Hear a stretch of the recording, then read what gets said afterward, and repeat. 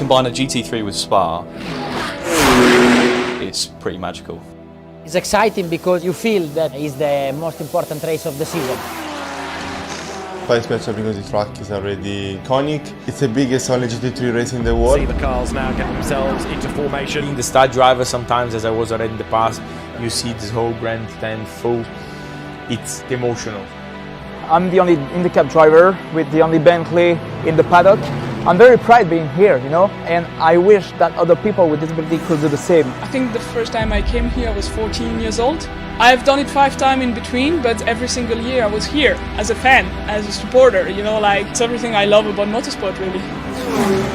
The parade in particular is one that I'm really excited about earlier in the week. The whole circus is basically what we live off, is the fans. There's no secret about that, and sharing the passion with the ones that loves it. And now we're coming to this biggest GT3 race on the planet. As drivers, we almost only see the race, but when you speak to the fans, you can see that it's a proper event. It is not only a race event, but it's like an event which everyone can have fun. I'm well aware of how difficult it's going to be, but you got to challenge yourself. This track is the perfect place for make a race like this.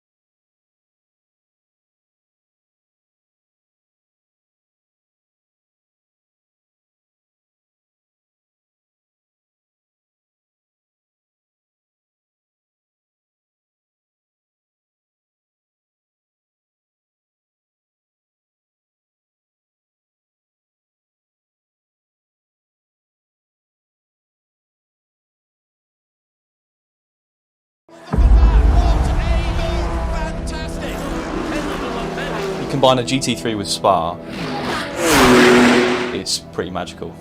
It's exciting because you feel that it's the most important race of the season.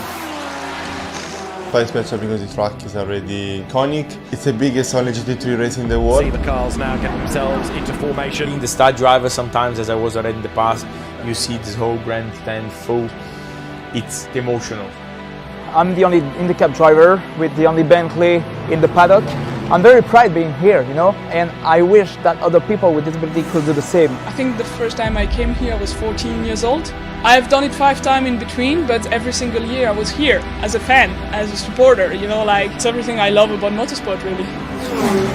The parade in particular is one that I'm really excited about earlier in the week. The whole circus is basically what we live off, is the fans. There's no secret about that, and sharing the passion with the ones that loves it. And now we're coming to this biggest GTV race on the planet. As drivers, we almost only see the race, but when you speak to the fans, you can see that it's a proper event.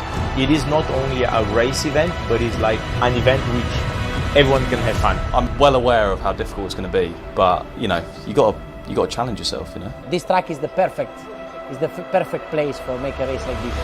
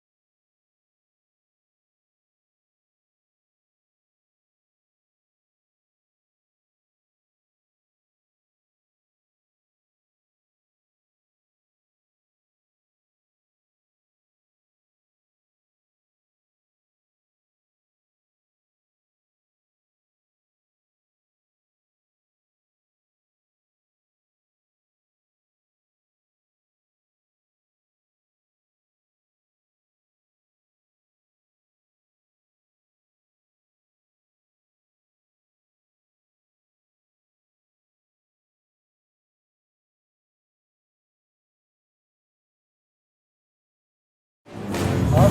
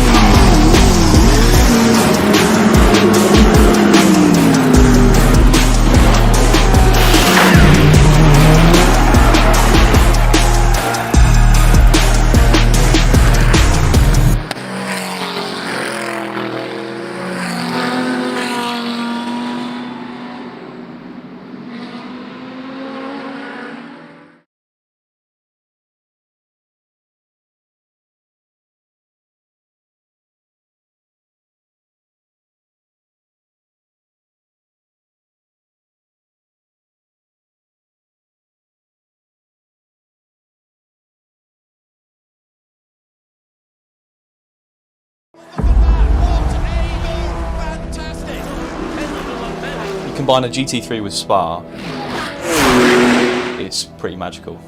It's exciting because you feel that it's the most important race of the season. Quite special because the track is already iconic. It's the biggest only GT3 race in the world. See the cars now get themselves into formation. Being the star driver, sometimes, as I was already in the past, you see this whole grandstand full. It's emotional. I'm the only IndyCar driver with the only Bentley in the paddock. I'm very proud being here, you know, and I wish that other people with disability could do the same. I think the first time I came here I was 14 years old. I've done it 5 times in between, but every single year I was here as a fan, as a supporter, you know, like it's everything I love about motorsport really. The parade in particular is one that I'm really excited about earlier in the week. The whole circus is basically what we live off, is the fans. There's no secret about that, and sharing the passion with the ones that loves it. And now we're coming to this biggest GT3 race on the planet. As drivers, we almost only see the race, but when you speak to the fans, you can see that it's a proper event. It is not only a race event, but it's like an event which everyone can have fun. I'm well aware of how difficult it's going to be, but you know, you got to challenge yourself, you know. This track is the perfect place for make a race like this.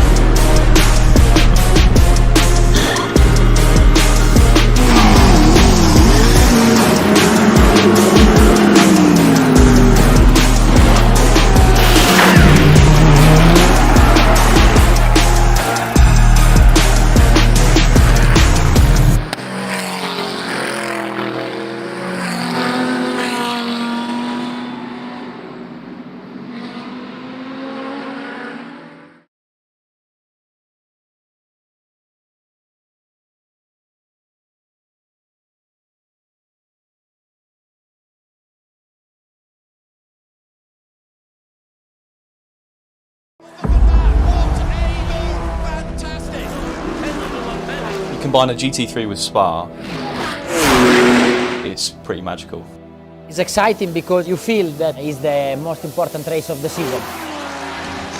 But especially because the track is already iconic. It's the biggest only GT3 race in the world. See the cars now get themselves into formation. Being the start driver, sometimes, as I was already in the past, you see this whole grandstand full. It's emotional. I'm the only IndyCar driver with the only Bentley in the paddock. I'm very proud being here, you know, and I wish that other people with disability could do the same. I think the first time I came here I was 14 years old. I've done it 5 times in between, but every single year I was here as a fan, as a supporter, you know, like it's everything I love about motorsport really. The parade in particular is one that I'm really excited about earlier in the week. The whole circus is basically what we live off, is the fans. There's no secret about that, and sharing the passion with the ones that loves it. And now we're coming to this biggest GT3 race on the planet. As drivers, we almost only see the race, but when you speak to the fans, you can see that it's a proper event. It is not only a race event, but it's like an event which everyone can have fun. I'm well aware of how difficult it's going to be, but you know, you got to challenge yourself. You know. This track is the perfect place for make a race like this.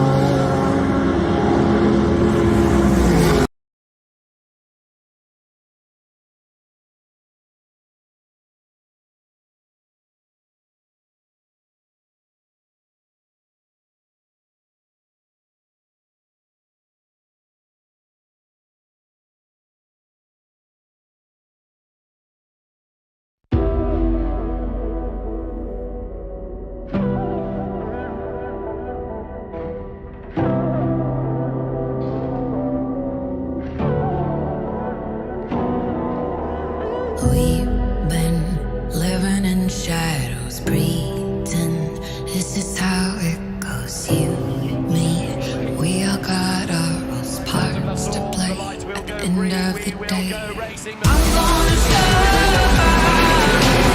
I'm gonna fly. You knock me down, I'm gonna rise like the sun. Radiate up from the door. You see my scars. We won't die. Look in my eyes.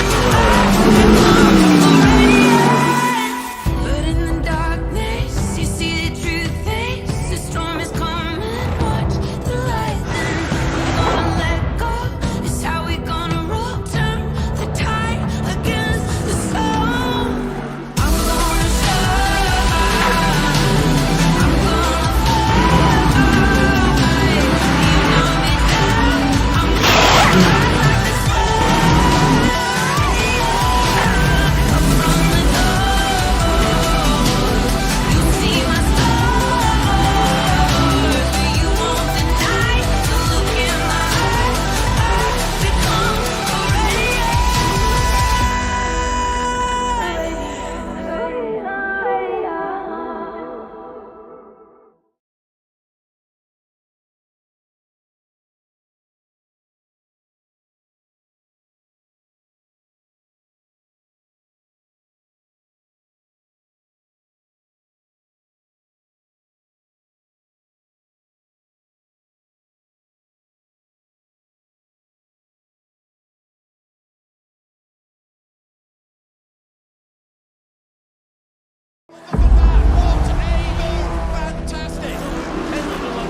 You combine a GT3 with Spa, it's pretty magical. It's exciting because you feel that it's the most important race of the season.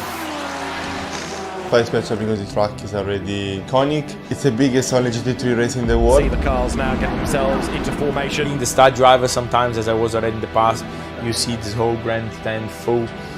It's emotional. I'm the only IndyCar driver with the only Bentley in the paddock.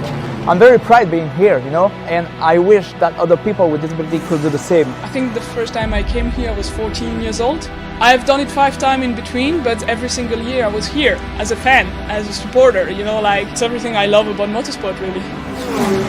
The parade in particular is one that I'm really excited about earlier in the week. The whole circus is basically what we live off. Is the fans. There's no secret about that, and sharing the passion with the ones that loves it. And now we're coming to this biggest GT3 race on the planet. As drivers, we almost only see the race, but when you speak to the fans, you can see that it's a proper event. It is not only a race event, but it's like an event which everyone can have fun. I'm well aware of how difficult it's going to be, but you know, you got to challenge yourself, you know. This track is the perfect place for make a race like this.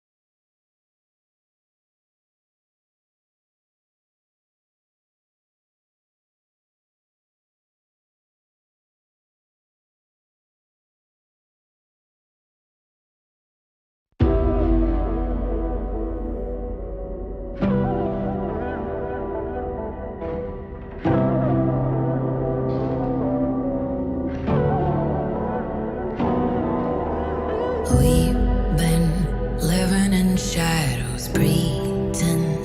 This is how it goes. You, me, we all got our roles, parts to play. At the end of the day, I'm gonna survive. I'm gonna fight. You knock me down, I'm gonna rise like the sun. Radiate from the door. You see my stars. We don't unite. Look in my eyes. But in the darkness, you see the true face.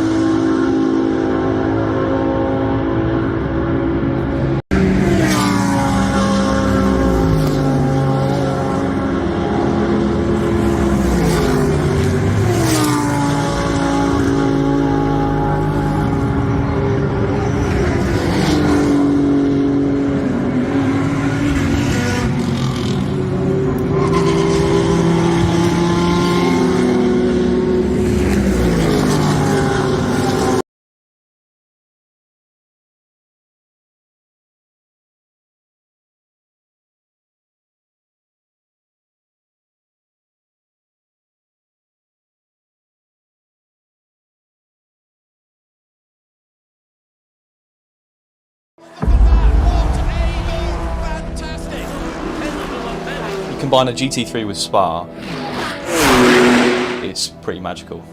It's exciting because you feel that it's the most important race of the season. Quite special because the track is already iconic. It's the biggest only GT3 race in the world. See the cars now get themselves into formation. Being the star driver, sometimes, as I was already in the past, you see this whole grandstand full. It's emotional. I'm the only IndyCar driver with the only Bentley in the paddock. I'm very proud being here, you know, and I wish that other people with disability could do the same. I think the first time I came here I was 14 years old. I've done it 5 times in between, but every single year I was here as a fan, as a supporter, you know, like it's everything I love about motorsport really. The parade in particular is one that I'm really excited about earlier in the week. The whole circus is basically what we live off. Is the fans. There's no secret about that, and sharing the passion with the ones that loves it. And now we're coming to this biggest GT3 race on the planet. As drivers, we almost only see the race, but when you speak to the fans, you can see that it's a proper event. It is not only a race event, but it's like an event which everyone can have fun. I'm well aware of how difficult it's going to be, but you know, you got to challenge yourself. You know. This track is the perfect place for make a race like this.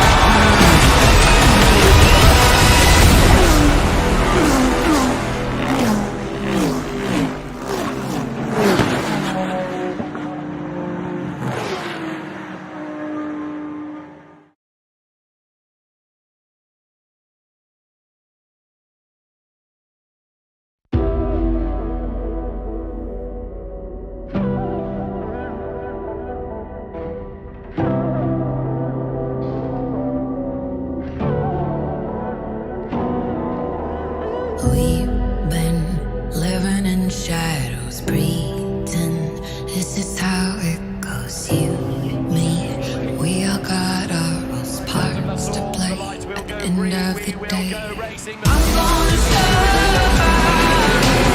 I'm gonna fly.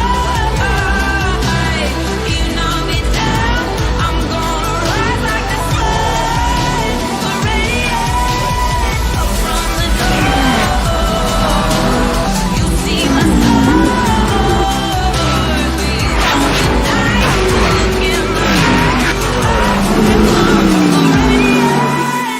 but in the darkness, you see the true face, the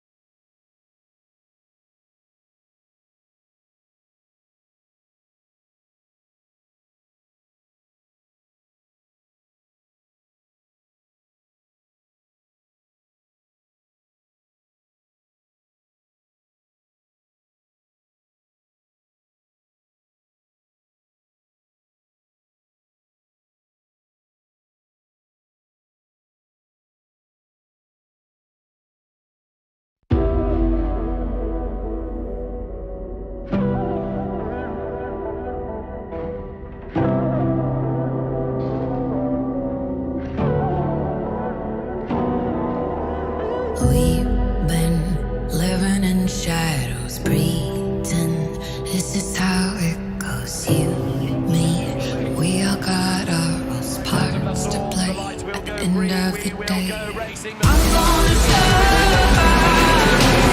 I'm gonna fly. You knock me down, I'm gonna rise like the sun. Radiate up from the door. You'll see my stars. We won't unite, look in the eyes. But in the darkness, you see the true face. The storm is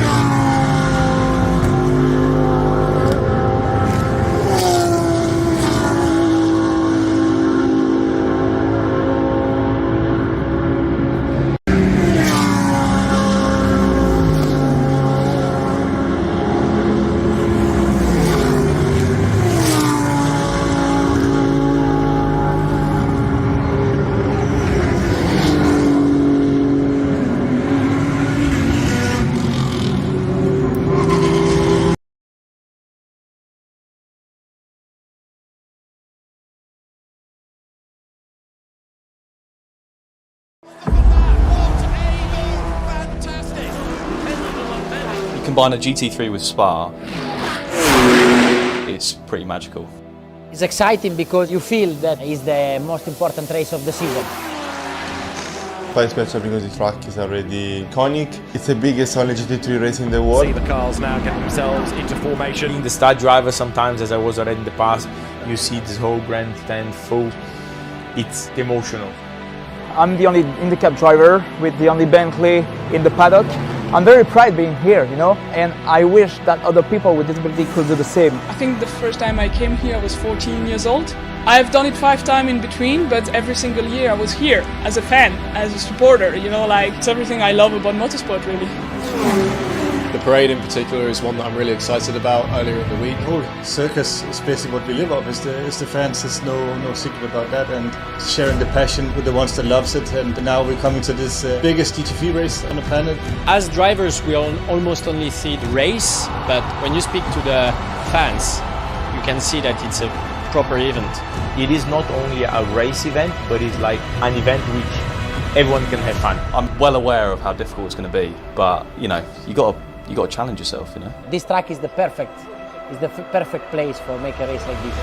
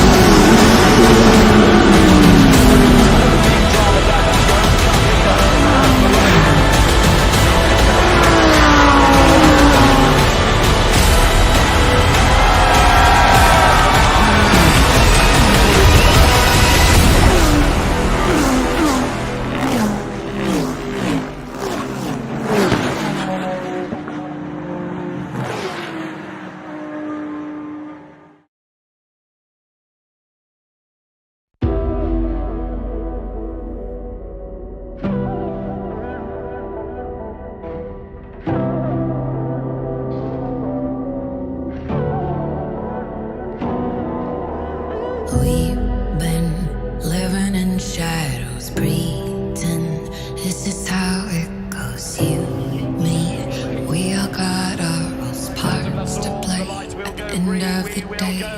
I'm gonna survive. I'm gonna fly. You know me down. I'm gonna rise like the sun. Radiate up from the door. You see my stars. We come tonight. Look in my eyes. But in the darkness, you see the true face. The storm is coming. Watch the lightning. We're gonna let go. It's how we gonna roll. Turn the tide against the storm. I'm gonna survive. I'm gonna fly. You know me down. I'm gonna rise like the sun. Up from the door. You see my stars. You won't deny the look in my eyes. Become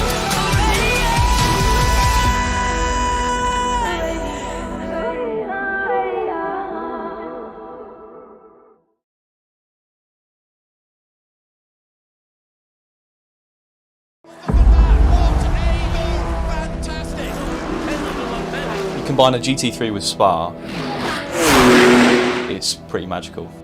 It's exciting because you feel that it's the most important race of the season. Quite special because the track is already iconic. It's the biggest only GT3 race in the world. See the cars now get themselves into formation. Being the star driver, sometimes, as I was already in the past, you see this whole grandstand full. It's emotional. I'm the only IndyCar driver with the only Bentley in the paddock. I'm very proud being here, you know, and I wish that other people with disability could do the same. I think the first time I came here I was 14 years old. I've done it 5 times in between, but every single year I was here as a fan, as a supporter, you know, like it's everything I love about motorsport really. The parade in particular is one that I'm really excited about earlier in the week. The whole circus is basically what we live off. Is the fans. There's no secret about that, and sharing the passion with the ones that loves it. And now we're coming to this biggest GTV race on the planet.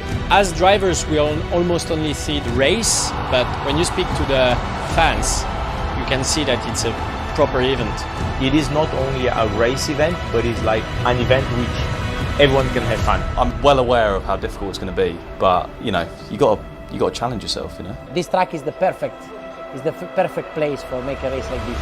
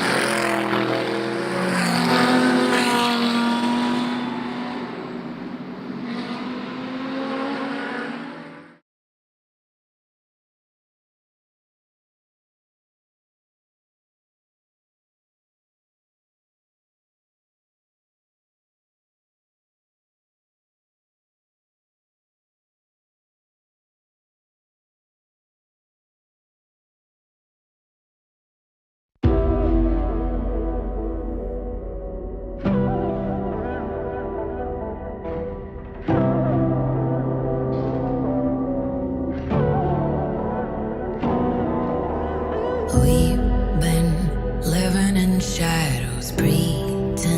This is how it goes. You, me, we all got our roles, parts to play. At the end of the day, I'm gonna survive. I'm gonna fight. You knock me down, I'm gonna rise like the sun. Radiate up from the dark.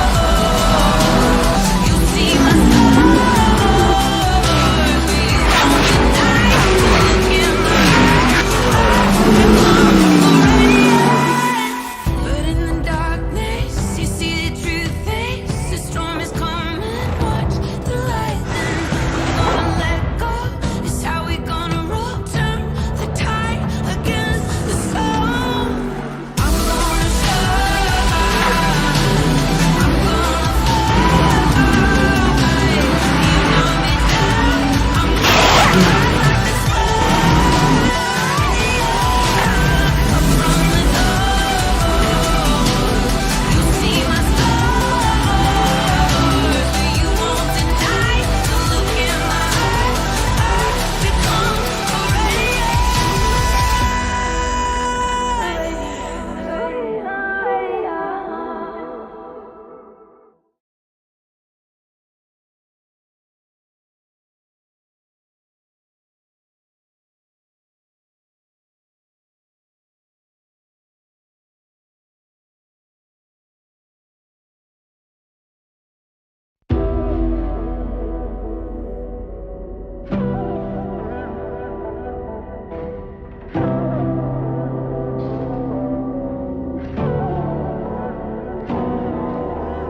We've been living in shadows, breathing.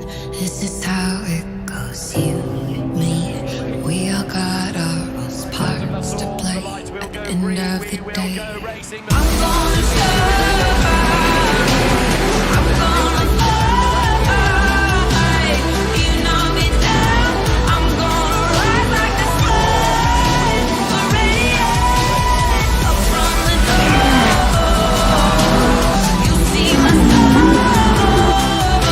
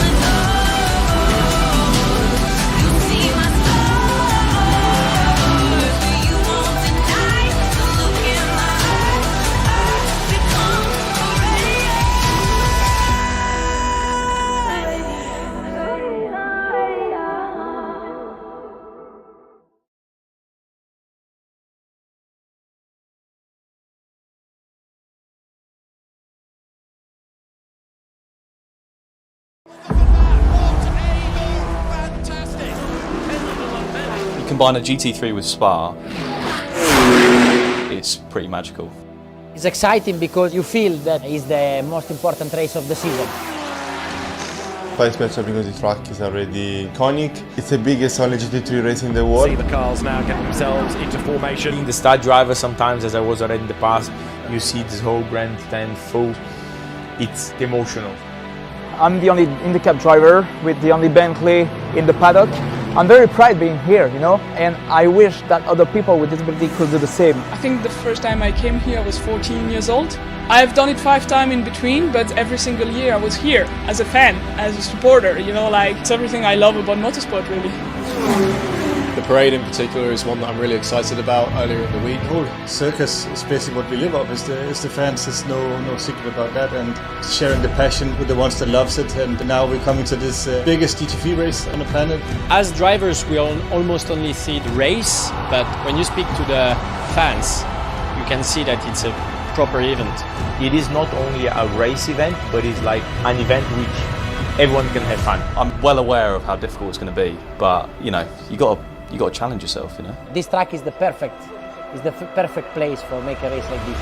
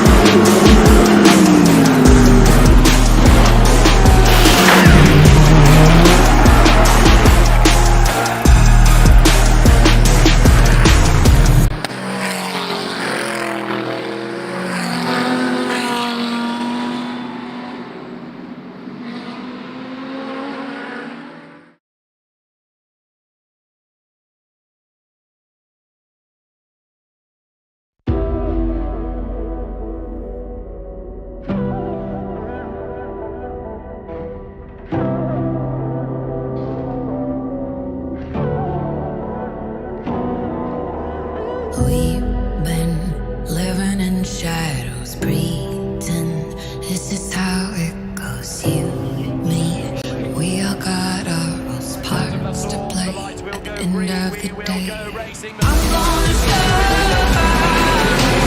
I'm gonna fly. You knock me down, I'm gonna rise like the sun. Radiate up from the door. You see my star.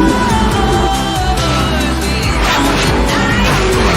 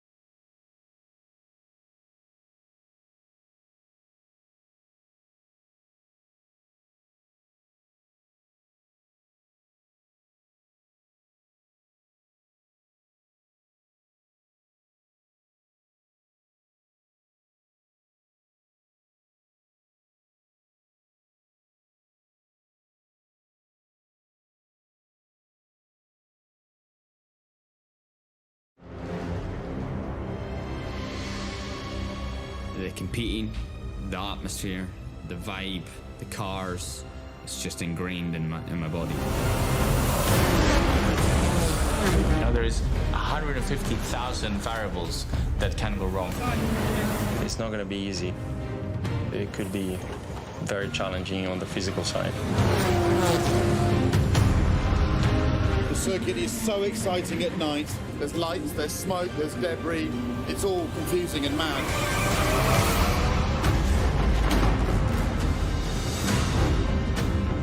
All the work everybody has put into this race, like this, it's gone in a fraction, in a second. This is what it takes. As a team, we work together, we win together, and sometimes we lose together.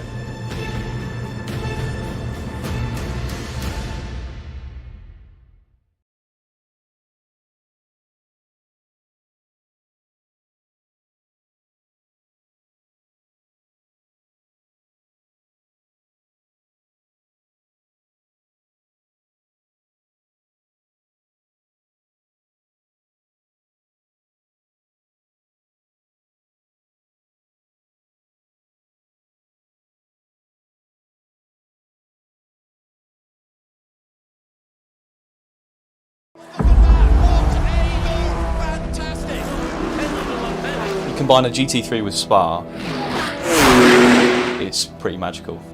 It's exciting because you feel that it's the most important race of the season.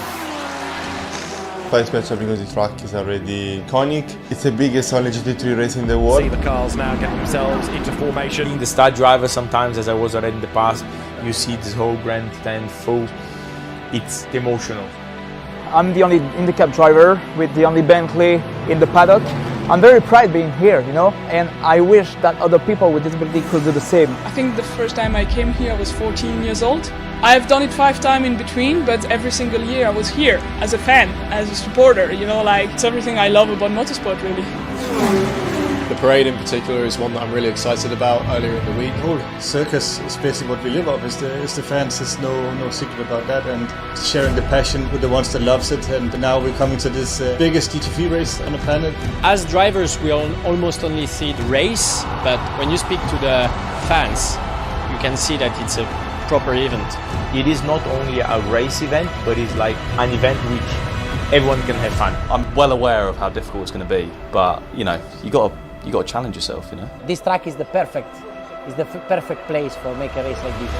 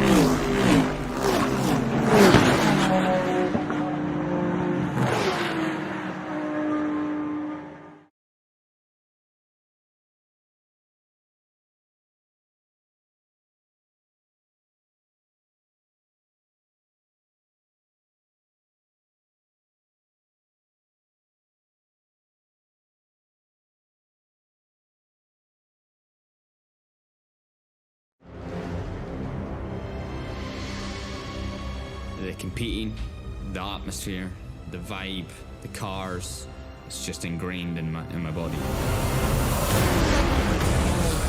Now there is 150,000 variables that can go wrong. It's not going to be easy. It could be very challenging on the physical side.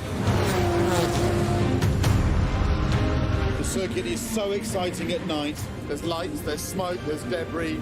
It's all confusing and mad.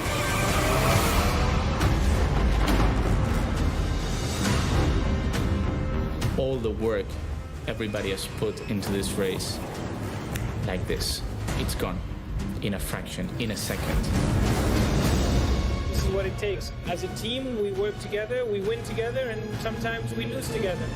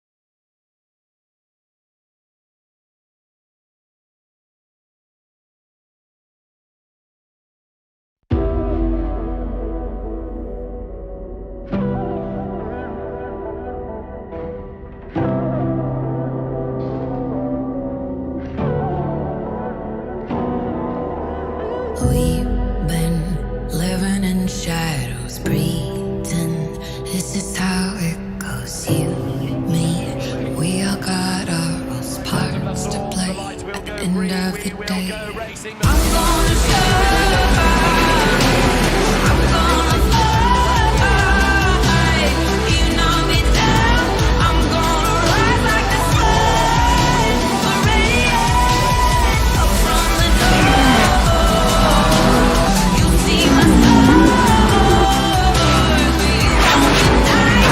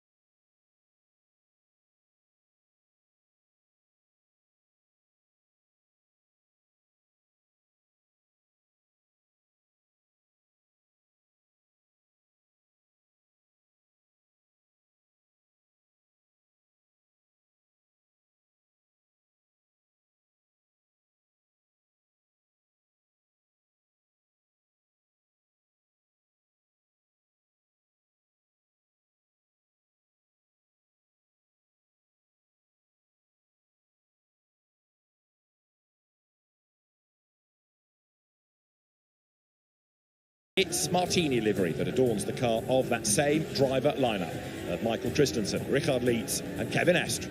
Since we have this generation of 911, we won 2 times here, so for sure we won and then Rover won, so for sure the car is a tough one to beat, but there are 30 cars here which can win this race. First you need to survive, make sure you go through the night, through the morning, without any scratches, no penalty, no mistakes, and then see if you're there for the last 6 hours, but it's definitely for sure a good package we have there.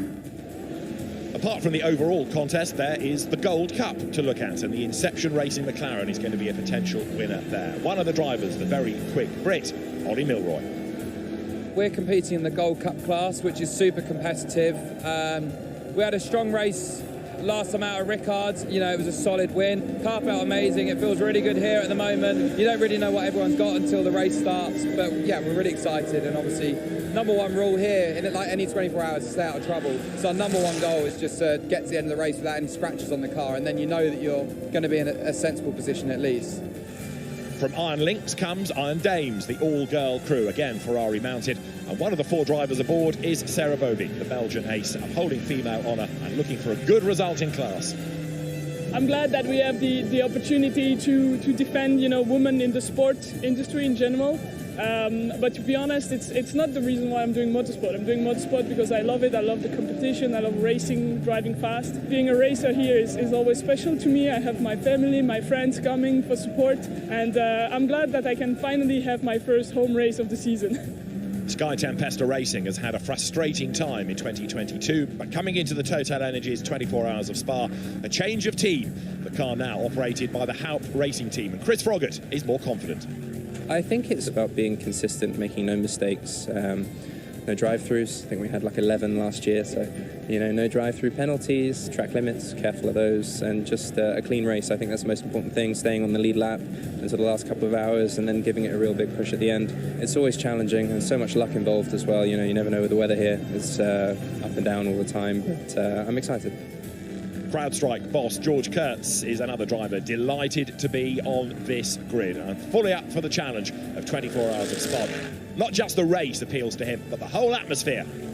It's great to be back, and the fans make all the difference. The parade was just tremendous. Just to see the energy, and the kids were so excited to see everybody, and just people everywhere. So on to a great race. I think we've got a good driver lineup. We've driven with some of the folks before, and Valley and I have been together, and Rema, we've done Dubai together. So I think if we just focus on our team, our race, and just stay out of trouble, hopefully we'll be in good shape at the end of the day. Now let's remind ourselves how this race works. Yes, it's 24 hours and it's part of a championship that enables you to score points in just the Endurance Cup or the overall, where you take endurance and sprint together. As far as this race is concerned, for pro, you need 3 pro drivers. The Gold Cup has a maximum of a platinum, 2 silvers and a bronze. Pro-Am, maximum 2 platinums and 2 bronzes. And the Silver Cup is all silvers. There are 9 manufacturers from 66 cars: Aston Martin, Audi, Bentley, BMW, Ferrari, Lamborghini, McLaren, Mercedes and Porsche, all going head-to-head. In terms of pit stops, there's a short stop, a maximum of 6 seconds, and a long stop, which is a minimum of 41. There's also a technical pit stop for a minimum of 4 minutes line-to-line that has to be done between 11 and 22 hours of the race. There's a pit delta time of 71.64 seconds and a maximum stint time of 65 minutes. You get points in the top 3 after Super Pole and a point per pole in each class. There are points scored at the 6 and 12 hour marks for the top 9 in each class, and then points for the top 10 after 24 hours. And the top 5 in the overall and silver categories in the Fanatec esports race take those points for their teams. This race also part of the global Fanatec GT World Challenge, where right now Mercedes leads Audi with Ferrari, last year's winner at Spa, in 3rd. The circuit is an awesome lap, just over 7 kilometres in length. It'll start on the endurance side of the circuit, going downhill towards Eau Rouge. It's a fabulous climb up through Radion, speed building. The drivers with their feet absolutely nailed to the boards as they try and squeeze every last thousandth of a second out of the car before braking for Les Combes, still climbing as they turn right, then left and then right again. At that point, you go over the brow of the hill, drop down to Bruxelles. Speaker's Corner takes you down towards Caen. A long, double apex, fast left-hander. Gravel trap on the outside line. Bit of run off tarmac if you get it wrong. And then the flick right and left through Caen into Campus, and then the right-hander of the Cours Paul Frère. Speed building all the time at this point on the run up towards Blanchimont. Another fast left-hander where track limits can be an issue, and if you run wide and get it wrong, you could be in real strife if the car gets speared across the road. Then heavy braking down to first gear for the chicane, right, left, and then back up towards the timing line on the F1 pit. That will be the control line for the end of a lap and the end of the race. La Source hairpin, another tight first gear corner. From there, you plunge downhill with the endurance pits on your right-hand side, and that's a lap of Spa completed.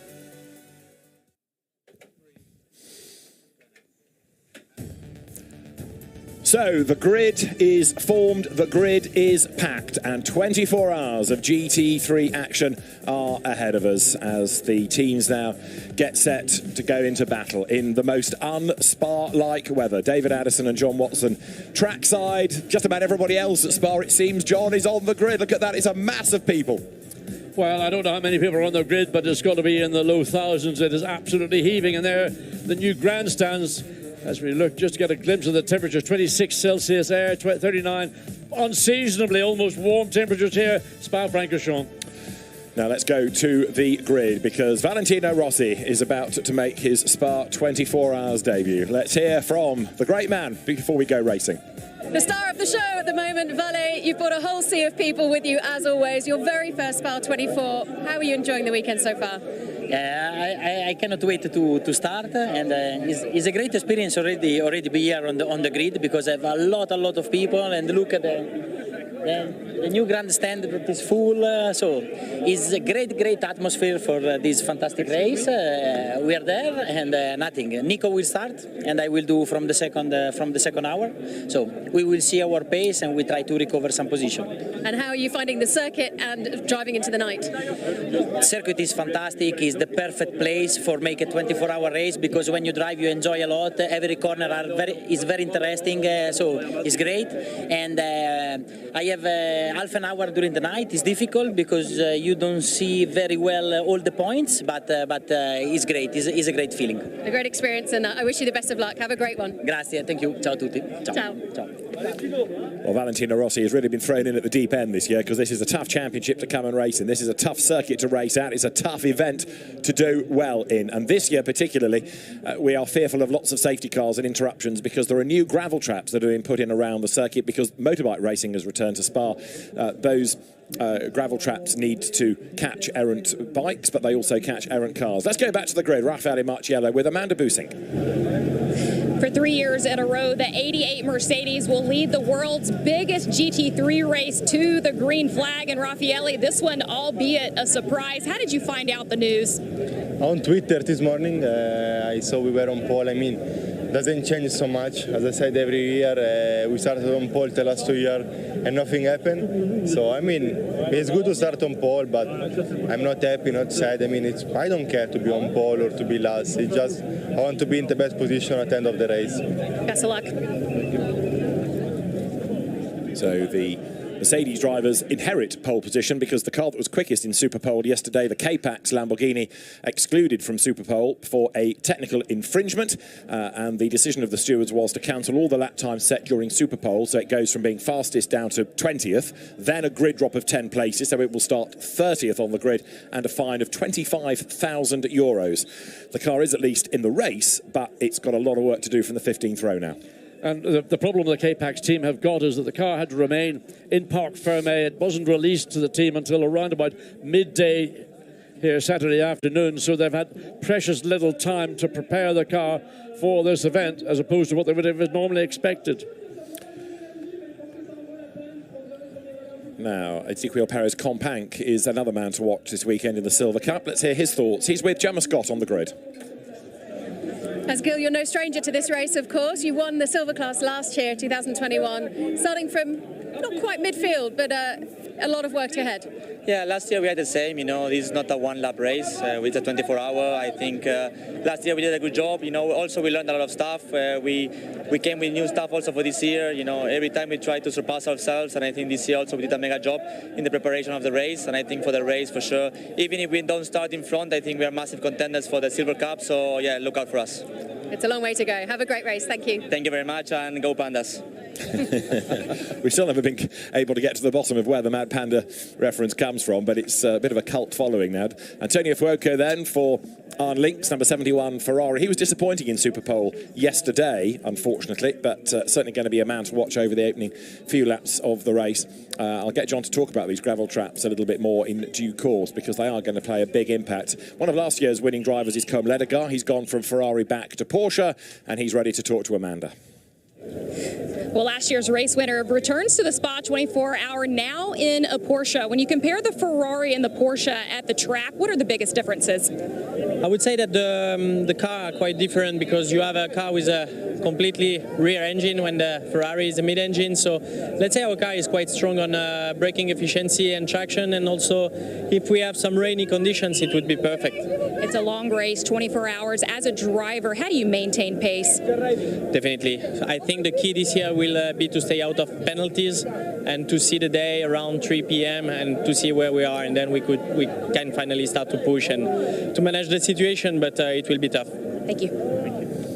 It's good to have Côme Ledegar back in Porsches in a sense, because that's where he made his name in Carrera Cup France, where he was a champion. The fans are back in force as well. Last year people were allowed in to watch the race, but in limited numbers and in selected areas. This time it is open house, if you like. You can go where you want. Yes, one might say it's almost back, 99% back to normality. But interesting in the comments of Côme Ledegar and every other driver that we've heard in the pre-show interviews. We know what we've got to do. We've got to stay out of trouble, keep the car clean, no car scratches. Well, the first lap, well, you said first lap you'll reckon there'll be maybe a full course yellow or even a safety car. I said maybe 3 laps. So what happens to these drivers between being logical, rational and whatever, and then they put the helmet on and they flick the switch and they go nuts? I think the argument would be they're perfectly rational. It's the other bloke they can never legislate for, isn't it? Yeah, these gravel traps, I will get John to talk about. We'll rattle through some more interviews before we go racing, but they have made a big impact on the practice and qualifying sessions and on the support races this weekend. In the past, where you'd run wide and there'd be tarmac or grass, well, now there's a gravel trap, and in it you are stuck. Sandy Mitchell was here last week doing great things in British GT. He's back. Let's hear from him. Here before in Spa. The objective today is clear.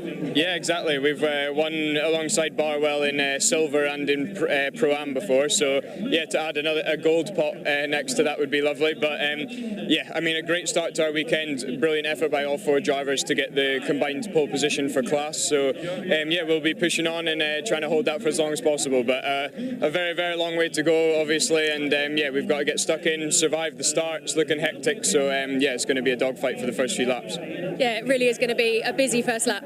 Yeah, we've got quite a few cars out of position, you know, a couple of pro cars behind us, a few silver guys in front of us that I think we have the pace on. So yeah, I'll be looking to move forward and yeah, get inside that top 20 if we can. Well, have a fantastic race, a long one. Enjoy. Cheers, thank you. Thanks, Andy.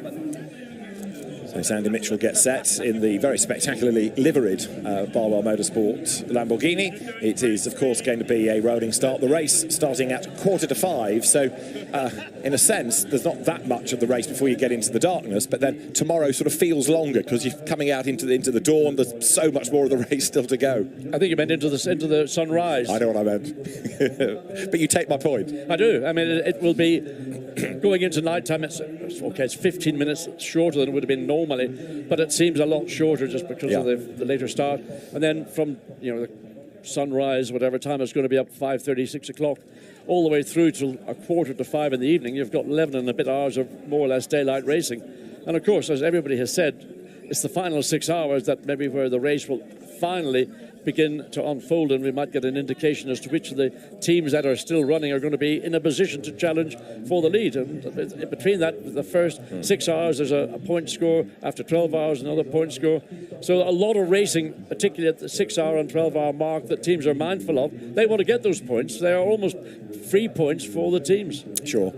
Well, now, bit by bit, the grid is going to be cleared. We've got 2 or 3 cars that are going to have to start from the pits because of engine changes and other related penalties. And Fabian Schiller is going to be on the grid itself, and we'll hear from him before we go racing right now with Amanda. Fabian, as you get in the car, we're standing at the base of the Eau Rouge. If you had to describe it in one word, what would you say?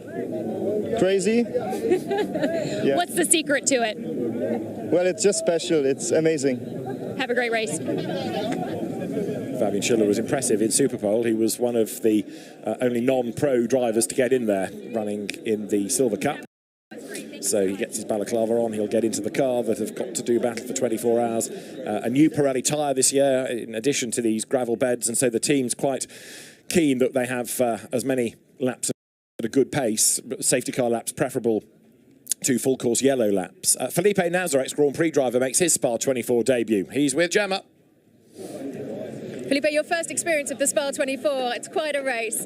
You're going to take the second stint, right? Absolutely. It's been fun. It's been pretty intense, what I've seen so far, but my first 24 of the Spa, about to take place here. What an incredible crowd, a lot of good drivers and teams, and I'm happy to be part of the number 74 here, Emma Motorsport car, together with Jem and Campbell, two ace drivers. We've been having a lot of fun, so we want to move forward. That's the aim. You can see there's a few cars ahead, but the aim for us is to keep pushing and move forward for sure. Are there going to be any issues with cold tyres? Are you going to struggle? I know there has been a few issues throughout the weekend. It's going to be one of the challenges for sure, especially overnight, just to keep temperature in them. If you have like a yellow flag or a full course yellow underway or a safety car, but it's for everybody. So we have to anticipate those, be flexible. It's pretty much a survival race because there's so much happening. There's so much going on between the classes, but I'm confident, we have a pretty good package in our hands. And hopefully when we talk again, we'll be up further ahead, Absolutely. Well, thanks very much for talking to us. Cheers. Have a great race. Good to have Felipe Nasr coming into GT. And, of course, he's part of Porsche's future sports car project. And let's try and get to Mirko Bortolotti next, because he's about to leap on board his Lamborghini, and Mirko's going to be a star of the first stint. He's with Amanda. Well, guys, as you can see, the helmet is going on. And Mirko, how do you plot your attack as we kick off this race? Right, it's such a long race. I mean, it's great to be here. We have a good starting position, good package, but it's so many factors play a role and play a factor in the end. So let's see. Let's have a good start first, good initial stint, and then, it's a long race. Good luck. Mirko Bortolotti, one of the Lamborghini stars. He has won for every Lamborghini team that he's driven for, except, as yet, Emil Frey Racing. He wants to put that right this weekend. Right, John, let's tick off a few things. Let's talk gravel traps, first of all. They've really made an impact on the way the race is run. Gravel's returned. Yeah. We got rid of it about 8-10 years ago. Now it's back for different reasons. But of course it changes the circumstance. If a driver runs wide in a number of corners, instead of having that lovely tarmac, you can see there's still tarmac there. These are the gravel traps that we're looking at Brussels. You can see as you run down, that is on the exit. Is that out of Blanc? That's La Source. That's La Source. It is. You're right. It's a reverse angle out of La Source. There is out of the Polfrau curb. There is still tarmac beyond the demarcation curb. The gravel is, 20 metres behind that, so if you run very wide or you have a spin, inevitably you're going to end up in the gravel, and the gravel does its job. It arrests the car and it buries the rear wheels, so you have to get a snatch vehicle to remove it. Depending whether the car's in a vulnerable part of the circuit when it has gone off, that will determine whether there will be a full course yellow or a safety car deployment. I think the safety car deployment is probably at the minute the favoured option because it gets it done and dusted more quickly. Full course yellow, you've got to go through that process, then deploy the safety car, and then everybody's got to catch up to the safety car. So I think race director might be looking more at safety car if there are going to be cars sort of harmlessly going off into gravel as opposed to having some of the incidents that we've seen in previous years. What he has said is that if we do go full course yellow first to slow down the race, there'll be a maximum of 2 full course yellow laps. He'll get the safety car out of there as soon as possible. Yeah. So I'm not saying there will always be 2 full course yellow laps, but there shouldn't be any more than that. That's what the teams have been told. So there is a snapshot of the grid. We have got these 9 different brands. We have got this massive field of 66 cars, not all of which are on the grid. Kenny Harbel's 75 Mercedes had an engine change. It'll start from the pit lane. Also starting from the pits, Louis Machiels in his Ferrari and Stephen Groves' Porsche, the Albamba Motorsport run car. You know, if you aren't at the front 3 or 4 rows of the grid, starting from the pit lane in a 24-hour endurance event, I wouldn't get overstressed about it because what will happen is the entire field will cross the finish line because it is the finish line that's on that downhill. So, actually, the start line, the finish line's up at the top. So let the cars go. You've got 23 hours and 59 minutes and 45 seconds to go racing. Well, the green flag is waved then. The cars released onto the formation lap as down to the end of the pit lane comes the Ferrari. So that's going to be Louis Machiel's car that will be first in the queue. And we'll double check the others in order as the cars then scroll out of Eau Rouge up through Raidillon. Raffaele Marciello will start on pole position and Klaus Bachler is going to be alongside him. Lukas Stolz starts third on the grid and Mirko Bortolotti in his Lamborghini goes from fourth. Michael Christensen for GPX Racing starting fifth with Christopher Haser alongside. Then it is Ricardo Feller and Fabian Schiller starting eighth. Ninth on the grid, Maxi Buch, and 10th it's Antonio Fuoco. Starting 11th, Giacomo Altway. One of last year's winners, Nicholas Nielsen's alongside him, ahead of Sven Muller and Kelvin van der Linde, ahead of Augusto Farfus and Nicky Tim before you get to Christopher Mies. 17th and 18th is Benji Goethe. 19th, Konsta Lapalainen. Neil Verhagen, the BMW Junior, starting 20th ahead of Matt Campbell. In the EMA Motorsport Porsche, Ross Gunn in the TF Sport Aston is alongside him. Then it's Tommaso Mosca and Nikolai Schiergaard. Next on the grid, Janis Fittier and Marvin Kirchhofer is behind. It's Sandy Mitchell coming next with Pierre-Alexandre Jean alongside him. Lucas Auer is going to line up alongside Jordan Pepper. Then it's Michele Beretta and Diego Menchaca with Marius Zug and Nicholas Bart starting on the 17th row. Row 18 is where you find Nico Muller in the Valentino Rossi number 46 Audi. Ezequiel Perez Companc is alongside him ahead of the BMW that comes next in the hands of Michael Dynan, and alongside him you have the car from the Silver Cup. Going further back down the grid, David Perel, Tomita alongside each other, Mauro Calamio and Benjamin Lessen ahead of Alessio Picariello and Enrique Chavez. Loris Spinelli, Lamborghini Super Trofeo hero, lines up alongside Rahal Frey ahead of Dylan Pereira and Piti Biron Bakhti. Then you've got Joel Sturm's Porsche, the disabled driver Nigel Bailly in the Bentley, Nico Gomar for EGS Events alongside Benoit Moulin. Then Samantha Tan's BMW. Tim Muller, the shoe magnate, is next. Stephen Grove starting from the pit lane alongside, or would have been alongside, Patrick Assenheimer. There's Don Yount and Sebastian Bode. You've got Brendan Leach and Alfred Renauer. And then Nick Tandy, the last of those drivers on the grid. Kenny Harbell's Mercedes also starting from the pits. Nick Tandy had a brake issue in qualifying, and that meant that they couldn't take part in all the sessions and therefore have to be relegated to the back of the grid. And that's a car that's going to make its way up through the field, and Nick Tandy behind the wheel. Now, Nick has won this race. He knows what he needs to do, but of course the key for that 47 Porsche is to do everything to stay on the lead lap that's possible. So he'll make progress very quickly in the opening, let's say 10 or so laps, but he might get himself up into the bottom of the top 20 in that period, but just keeping out of trouble and not getting involved in somebody else's problem as well. So the cars then turn their way through Blanc, then out of the Piff Paff, and Kelvin van der Linde's Audi, which didn't really go as well in Superpole as we were anticipating it to. But you've got then Raffaele Marciello starting on that pole position. This is a race he desperately wants to win. They've been really short of luck here in the past, but the 2018 Sprint champion, winner of the Suzuka 10 Hours, winner of the FIA GT World Cup, single-seater Formula 3 champion, Raffaele Marciello will be certainly in fine form, I'm sure, over the opening laps of the race. Samantha Tan starting in the BMW run by her eponymous team. That car now making its way out of the Cours Paul Frere. They will get themselves into the Noah's Ark 2x2 formation, ready for the start of the race. The start is the ceremonial start, if you like, down towards Eau Rouge, but the timing line, therefore the finish line, is coming out of the chicane. So for tradition's sake, it is the run down to Eau Rouge. The first lap, therefore, is much, much shorter and doesn't really count for the purposes of fastest laps of the race, and all the timing will be done at the end of the Formula 1 style lap, if you like, coming out of the chicane. So the cars then make the run to that chicane now, getting themselves into formation. Safety car, incidentally, we talked about the fact you can expect it to be used quite a lot. There are two. Only one will be on the track at once, but one safety car will enter the circuit from the Cours Paul Frere, the other at the top of Raidillon. It really is dependent on the race director as to where the leader is and which safety car is going to be closest to him to get things scooped up, to get things under control as quickly as. So it could be that you see a safety car join from one side of the circuit or from the other. So the safety car is in. Front row, remember, Raffaele Marciello, Klaus Bachler alongside, Lukas Stolz on the second row, and then you've got Mirko Bortolotti alongside. Keep an eye on that K-Pax Lamborghini starting 30th. One final comment. This race will not be won in Eau Rouge and Raidillon, but it can be lost in Eau Rouge and Rodeo. Totally agree. Alessandro Pierguidi might agree as well. Absolutely. Remember the celebrated conversation you had all those years ago. Right, everybody, the 2022 TotalEnergies 24 Hours of Spa is about to get underway.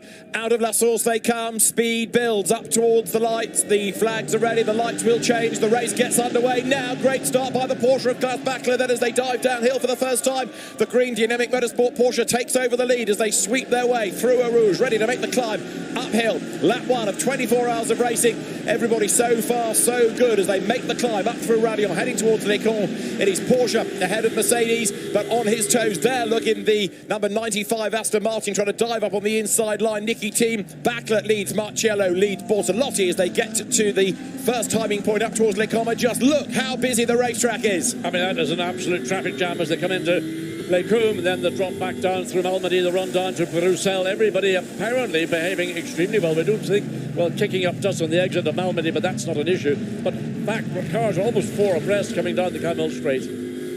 On the outside line there, you saw number 32 Audi, Kelvin van der Linde, but it's Bachler leading, still trying to get the tyres warmer, isn't he, as he jinks left and right, coming down the hill out of Speaker's Corner, the Jackie Eakes corner. This is Porsche, Mercedes, Lamborghini, then Mercedes, then Audi in 5th place as they come streaming through. An effort made on the inside by Benjamin Goethe there in the Gulf livery Rofco Audi. There is number 50, the BMW Junior team entry, Neil Verhagen at the wheel of it. And there's our first really wide run. That was the Jota McLaren, I think. McLaren, indeed, yes. Way out wide it goes, and now you've got number 77 Lamborghini of Sandy Mitchell from the Gold Cup also trying to wriggle through on the inside. So out of the piff path they come, and despite the fact that the circuit is very, very busy, you've had a couple of cars running wide, but it's not been quite the drama fest that 1 or 2 people feared. Out of the car, Paul Frere. So the leading car, that of Klaus Bachler, trying now to edge away as the field comes towards the end of the opening lap, not the necessarily full lap, but it's where the timing point is going to be. And there, further down the order, more side-by-side battles rage on. All of these cars, remember, to the same specification. They're all GT3 across the different classes of Pro, Silver, Gold and Pro-Am. Up towards the timing line, we've also got this round of the European Fanatec GT World counting for the Intercontinental GT Challenge powered by Pirelli. So for some, there are bags full of points on offer across the 2 championships. Well, the field's making its way, still climbing up into the chicane as the race leaders are now running out of La Source down the hill. A great start by Klaus Bachler. I don't know whether maybe he just hit the right time in the right moment, but he got the jump on Raffaele Marciello. But Marciello has said, well, you know, somebody just runs very wide again on the exit of La Source. I don't think Marciello's overly concerned that he lost the benefits of pole position. He didn't really have it in the first place. He was gifted it because of the number 6 Lamborghini having to start back in 30th position.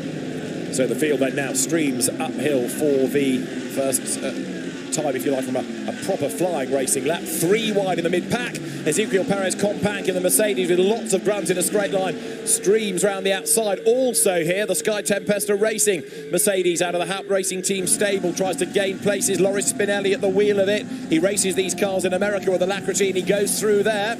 Gets his elbows out a little bit to get ahead of Nicholas Bart in the red Audi. That was a good pass. I mean, it wasn't taking a prisoner. I mean, that was a clear move. You could see him coming up the straight. It was way to the left on Camel Straight, but managed to get around the outside of the Audi into Les Cums. So out of Bruxelles they come then, now down towards the turn 9 left. You see the motorbike route on the inside. Already we're getting track limit warnings. There's a whole page for track limit warnings for the teams, and the penalties become worse and worse and worse the further through the race you get. We'll worry about those later, as right now Loris Spinelli hustles on, trying to gain ground against the Porsche of Eichenkoven. But this is the race leader. This is Klaus Bachler for the Dynamic Motorsport team, promoted to the front row of the grid, with the K-Pax Lamborghini being penalised, and that car as well has only gained 1 place on the first lap. Jordan Pepper starting it. He's up to 29th position.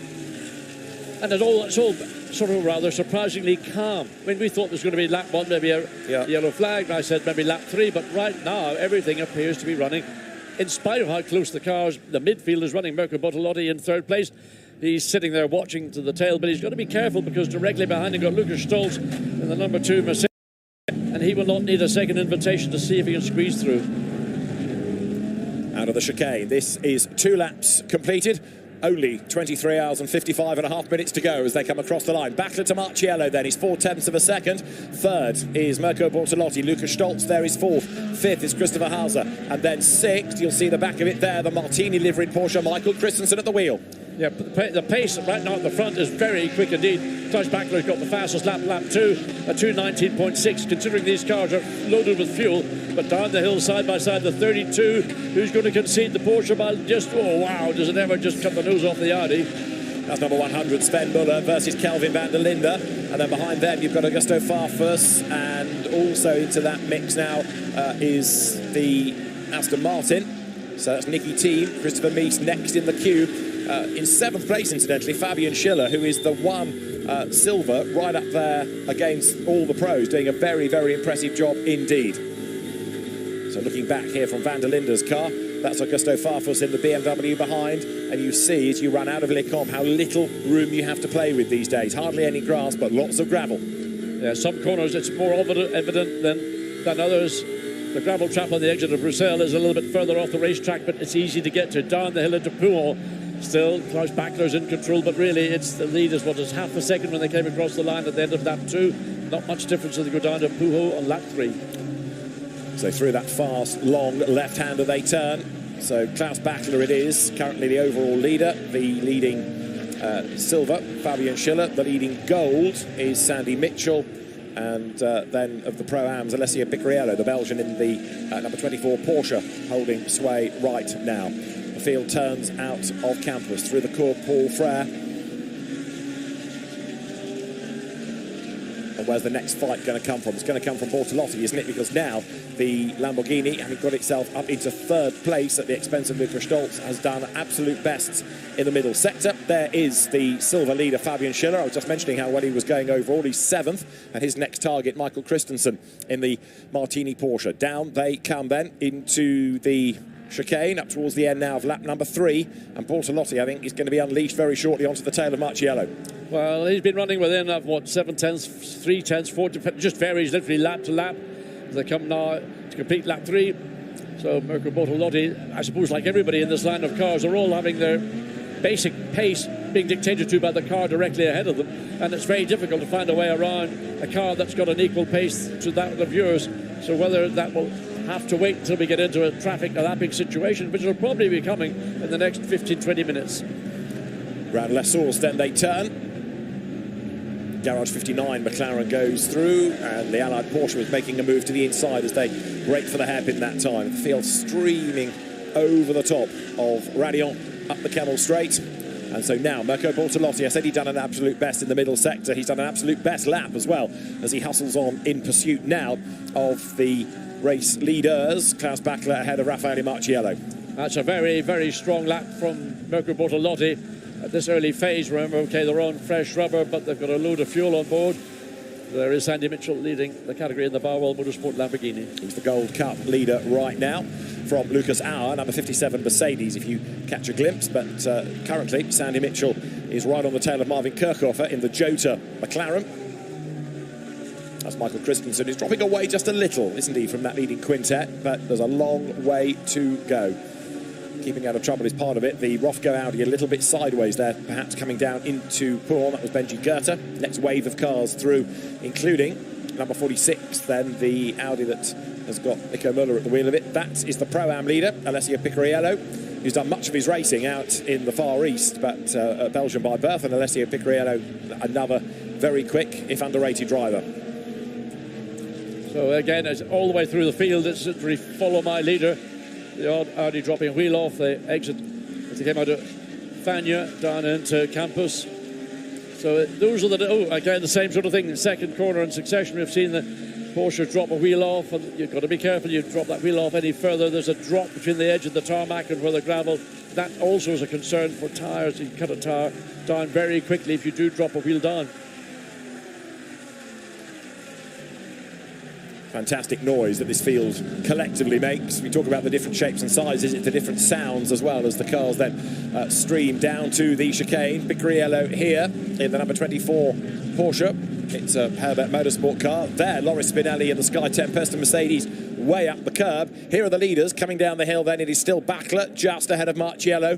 Bortolotti third. Yeah, it's dropped back a little bit at the end of lap 4, so whether he's just sitting back and he still holds that fastest race lap he set in lap 3, but it's usual problem. You catch your car, you get into the aero wash from the car you're following, then you tend to lose a little bit of the front end bite. It also has a bearing on the overall aero on the car, the water cooling, oil cooling temperatures, but principally also on those front tyres. You start to use the front tyre in a different manner to that if you were driving in clean air. Number 100, that's Sven Muller, and he's 13th. That's the TalkSport WRT Porsche. We get used to talking about that squad in terms of Mercedes, but a Porsche team this weekend. And again, you see how close the cars are there to touching the gravel as they come out of Les Combes. So Sven Muller, 13th. His target is the Giacomo Altway driven Lamborghini just up the road as they drop down now into Speaker's Corner through turn 9. But we've had 4 laps and no dramas. Everybody's fulfilled all objectives. They said we were going to be careful, we're not going to get the car scratched, we're not going to go into the gravel. Certainly there was a lot of gravel relationships between drivers' cars all the way through from Thursday through Friday. But so far, it's run rather metronomically, which is very good to see. It is, and then that gives the teams the chance to get into their strategy and to plan the race rather than always having to react to dramas. And one driver from a Porsche team was saying to me earlier on in the week that the worst thing you can have is a puncture, because with such a long lap, he said if you get a puncture, you get to the pit lane, you might as well park it and go home, because you can't afford to drop off the lead lap. No, the lead lap is the key, and that's the key that certainly the 47 Porsche, Nick Tandy behind the wheel. I'm just looking to see where Nick has got himself up to. Well, he's in 49th. Okay, well, he's a lot more work to do. He started back in 64th. He would have been 63rd, 4th, because there were 3 cars in the pit lane. If cars do go in the gravel, by the way, they can be returned to the race, but they are first of all put in a safe zone, so the driver has to try and scoop some of the gravel out so it doesn't shower all over the racetrack. So again, you lose more time by that. So stay on the tarmac is the main thing. Van der Linde over the timing line. He is currently in 14th place in the WRT Audi, and you might think, gosh, that's a long way back, but we know how WRT can come good in this race and works towards tomorrow afternoon, not this first hour. Yeah, I mean, a lot of this race will inevitably be won or lost in the pit lane. Pit lane speed limit abuse, a lot of that went on Thursday, a little bit less maybe on Friday, but that's another area where teams, it's a simple thing. You put your speed limiter to 48 kilometers per hour, not 49.9 recurring, because teams were getting caught out. There were a lot of penalties issued because of speed limit abuse. The other thing to factor into this, of course, you score points at 6 hours and again at 12 and again at 24. So quite often you'll see the teams using their quicker drivers up to the midnight mark to try and get 2 big hauls of points. So even if you don't do well in the second half of the race, you've maximised the potential points on offer within the first 12 hours. We know, for example, that the Acodis ASP team have played that very strongly in the past. So right now we're on lap 6. It's Klaus Bachler leading the way. You're looking at the battle between Marvin Kirchhofer and Sandy Mitchell at the back of this long queue of cars. Sandy Mitchell currently 24th. Yeah, he's just literally, now he's got Niels Kjellgaard has just managed to find a way around Verhagen in the BMW. So not a lot of overtaking. That's one of the overtakes in the top 35 that we're seeing. So Picarello has also done so in the Porsche, up from 33rd to 32nd. But other than that, it's follow my leader around the 7-kilometre circuit. Now the K-Pax Lamborghini struggling a bit here, isn't it? Because Jordan Pepper, when we last updated you, in 29th place. Well, he's still in 29th place. He is not getting through the traffic here. I think, look, you can look through the entire field. I mean, outside of that pass for 25th position, have we seen an overtake from 25th to 1st? No. Other than the start, Klaus Bachler gained the advantage. So it has been very much, the equality of the performance of these cars and the drivers at this level. There's been little or no action in the top 25. The BOP, the balanced performance, works so well it equates everybody. What progress of Nick Tandy? 48th, he's got another place just gained. And there you can just see Ricardo Feller closing on to the back of Michael Christensen as they go now into La Source once more. But Klaus Bachler doing a good job up front. He's not broken away by more than a second. I mean, we're still talking tiny gaps here, but he is up front and he's doing his level best to get away from Marciello. Assuming it's a green hour, then of course you would anticipate people to make their pit stops around the hour mark, but there's a long way to go yet before we need to think about that, because we've only had 13.5 minutes of racing across the timing line. There's the field streaming into Les Combes, and Klaus Bachler it is, who is still up front here at Spa.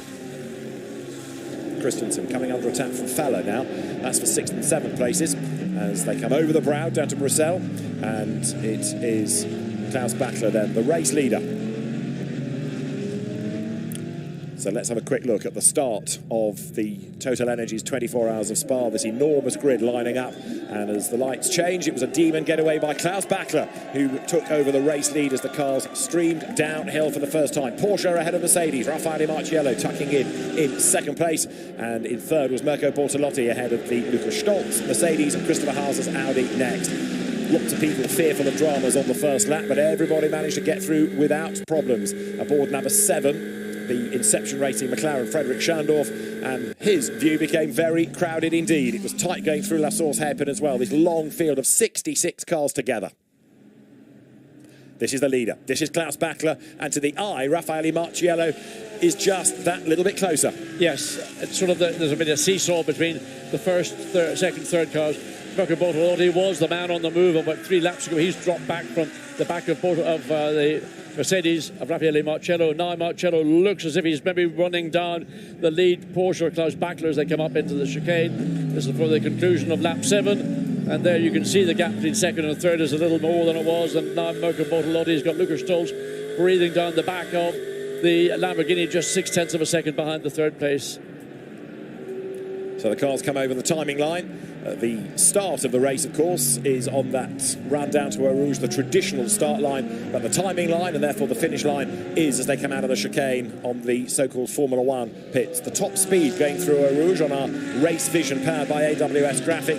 Frederick Schandorf's McLaren, 247 kilometres an hour through this section of the racetrack. That is brave. That is quick, believe me. When you stand at the bottom of Eau Rouge and look upwards, the speed that some of these cars are carrying, and just noticing some of them are really sparking heavily as they go through the transition from left to right up the hill to climb over the top of Radio and then onto Camel Straight. But 247 kilometres per hour, that's the thin end of 145, just under 150 miles per hour. I mean, for a GT3 car, these are essentially road-going cars, but albeit heavily modified for racing.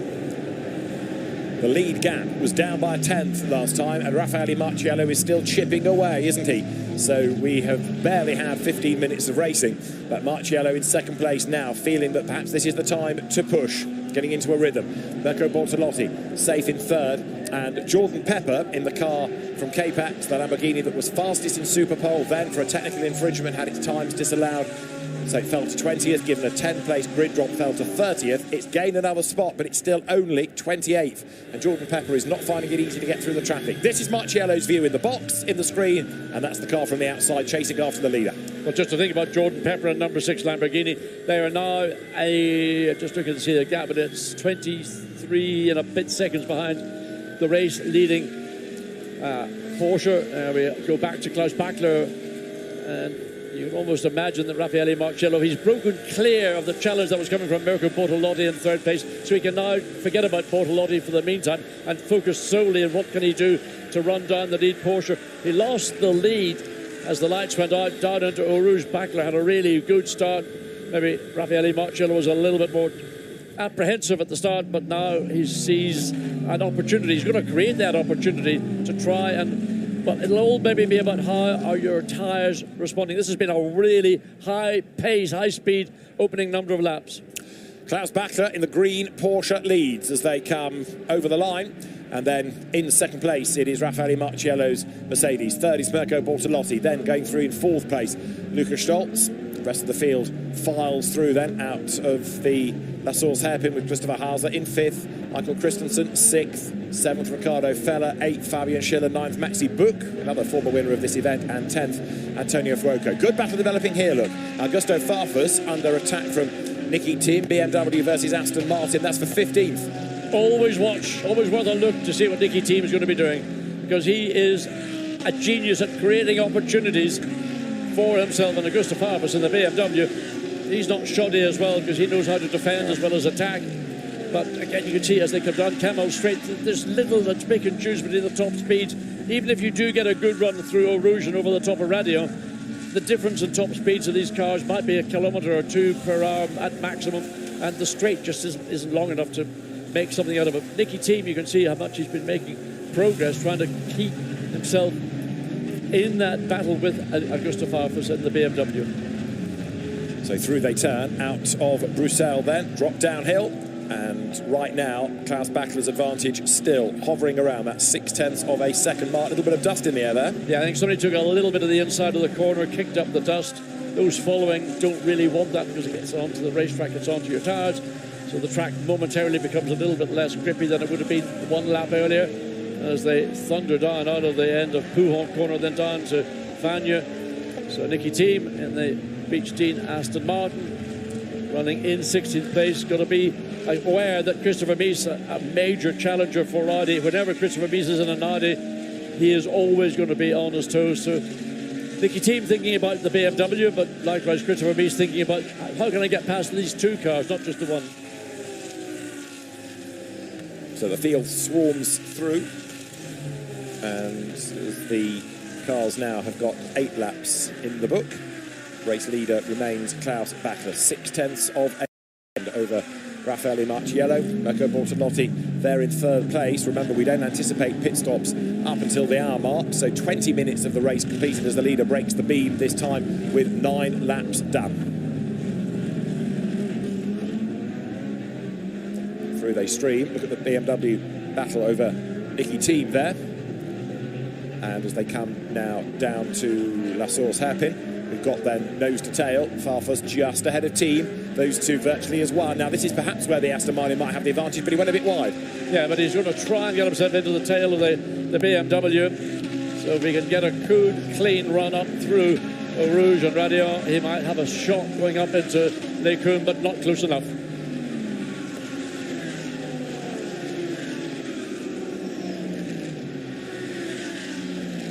So the car's now pumped the hill, and there's our first drama because Nigel Bailly is in the gravel in the Bentley. Nigel Bailly is off the road. That possibly Campus Paul Frere area. It is. Well done, John. You're absolutely spot on. And Nigel Bailly is in the gravel, and I think this is our first safety car. Well, it certainly is going to need assistance to get out. I think the car is too deeply buried. Certainly the left side of the car has been shoveling all the gravel, so that will be underneath the body, the chassis of the car, and the left side wheels are probably fairly well buried in it as well. In the meantime, Raffaele Marciello, unaware of what's taken place, is hammering as much as he can, 0.6 of a second when he came across the line end of lap 9. Klaus Bachler has dominated this race since the fact the lights went out. The gap between second and third's hovering around 1.5 seconds. Oh, the Bentley's got going on its own. Fantastic. And that's going to be in the way of the leaders potentially, because as Nigel Bailly, the disabled driver, badly injured in a motocross accident many years ago, tries to drop the gravel out of the car. Here's Bachler, and the circuit might be changing ahead of him if it's getting the marbles down. So not only is Klaus Bachler then catching up to a slow car, he's being caught by Raffaele Marciello. Look at this gap, it has come down another fraction. Nigel Bailly then gets out of the way, drives off the road so that he doesn't impede the leaders. Yeah. Marciello had to come under the throttle a little bit there because he wasn't quite certain what the Bentley was doing. It was making its way back onto the racetrack, having gone off to allow the lead Porsche to get it through. But look how close the gap between first and second is.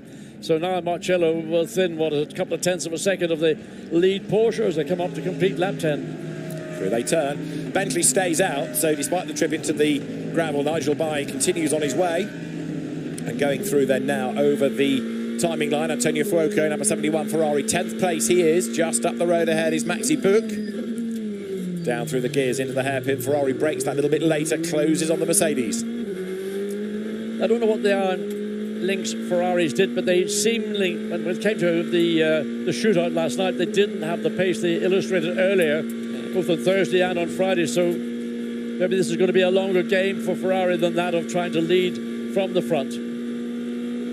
Got good speed going up the hill, and look at the pack bunching ahead here. Well, he's getting a mega two all the way down, and he's going to do with the Bentleys there. He's going with the split in the Bentley. So, what a great, I remember Mika Hakkinen and Michael Schumacher did a very similar thing. And runs wide. Big slide, saves it. Now that's Maxi Buch attacking Fabian Schiller. Look, the two Mercedes go absolutely toe-to-toe. Maxi Buch to the inside line. Fabian Schiller, the Silver Cup leader, trying to fend him off to the outside line. Now comes Antonio Fuoco. Goes right round the outside of the Mercedes there, off the corner, and they are absolutely together as they come now into Speaker's Corner as one. Great battle going on between Antonio Fuoco, Fabian Schiller, Maxi Buch. Well, brave move round the outside from Fuoco on the Ferrari to get past the Mercedes, but the Mercedes was really boxed in. The two Mercedes were not working together, and they allowed the Ferrari to gain that one precious position. And behind these two, you've also got the 51 Nicholas Nielsen car. Now, that was how Nigel Bay got into the gravel, and I think he might have had a bit of an assist there. That was Kenny Harble, who was very close to him. It certainly was. There's the Bentley. We just had a quick view of that. So the car got going under its own steam. Good for them to be able to get out of the gravel bed, because mostly we've seen them once in the gravel trap, they need external assistance. So there's the Bentley again, trying to stay out of the way in the battle between Augusto Farfus and Nicky Thiem. And running behind that is Christopher Mies. So these three cars, and big, is that a tower? A right front tower, I think, might have gone. I saw a big puff of smoke.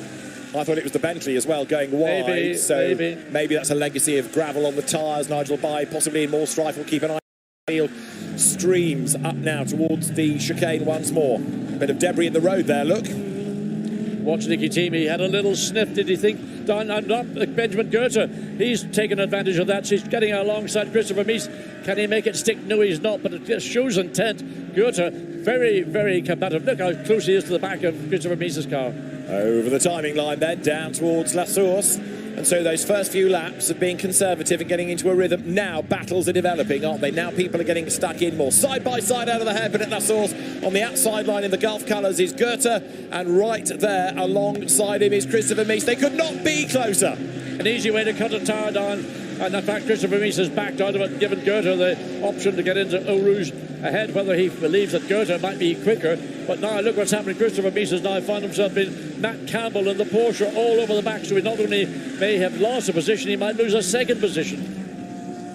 And they're almost side by side again there coming up the hill, because as you see Christopher Mies being attacked, the Porsche does go through. So that number 74 is Matt Campbell that does go by, but Mies tries to fight back. 74 sideways, that's the car that Felipe Nasr will take over. And then you've got the Aston Martin in the queue behind of Ross Gunn. Another very, very talented young British driver is Ross Gunn. His father used to be a star of Mini Amelia racing, but Ross then comes out of Bruxelles eager to mix it with the best in GT3. So that was a good little move from Matt Campbell again, just where you get a group of cars almost tripping over each other. Started really by Benjamin Goethe trying to find a way around Christopher Mies, and that was well read indeed by Matt Campbell. Incident between car 75 and car 107 in T14 under investigation. That's Kenny Harble's attack of Nigel Bay, and the voice you've just heard is Alain Adon, the race director, who is very much part of the commentary team for this race, because Alain is normally very, very busy in race control and quick to tell us what's been going on and what's being looked at. Yes, interesting. Nick Tandy in the 47 Porsche, fastest overall down the Kemmel Straight, looking at that race vision powered by AWS graphic. So although not in a great position right now, but Nick Tandy has got out and out pace. And that's the replay again of being up the curb, Kenny Harble, and going into the Bentley. So yes, it does certainly look as though Nigel Bay was given more than just an assist there. He was a bit rudely shoved out of the way. To put it in the Australian connection, that was a hip and shoulder, mate, hip and shoulder. Well, Kenny Harble might have a case to answer as you look there at number 163 Lamborghini, threading its way out of Piff Paff. That's the Vincenzo Sospiri Racing Team car. And 163 is to be driven by Baptiste Moulin, and he's at the wheel at the moment, by Mattia Michelotto, Marcus Pavarud and Michael Dorbacher. And therefore, right now, we've got that car of Moulin on the tail of Sebastian Bode's Pink Panther Mercedes.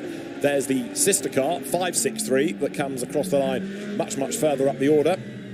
That's Michele Beretta at the wheel, going a little bit wide, and you're on board now with Loris Spinelli in 33rd place. Let's ride with him. So down the hill out of La Source, this will be absolutely flat out as they come down into the compression, into Eau Rouge. Listen.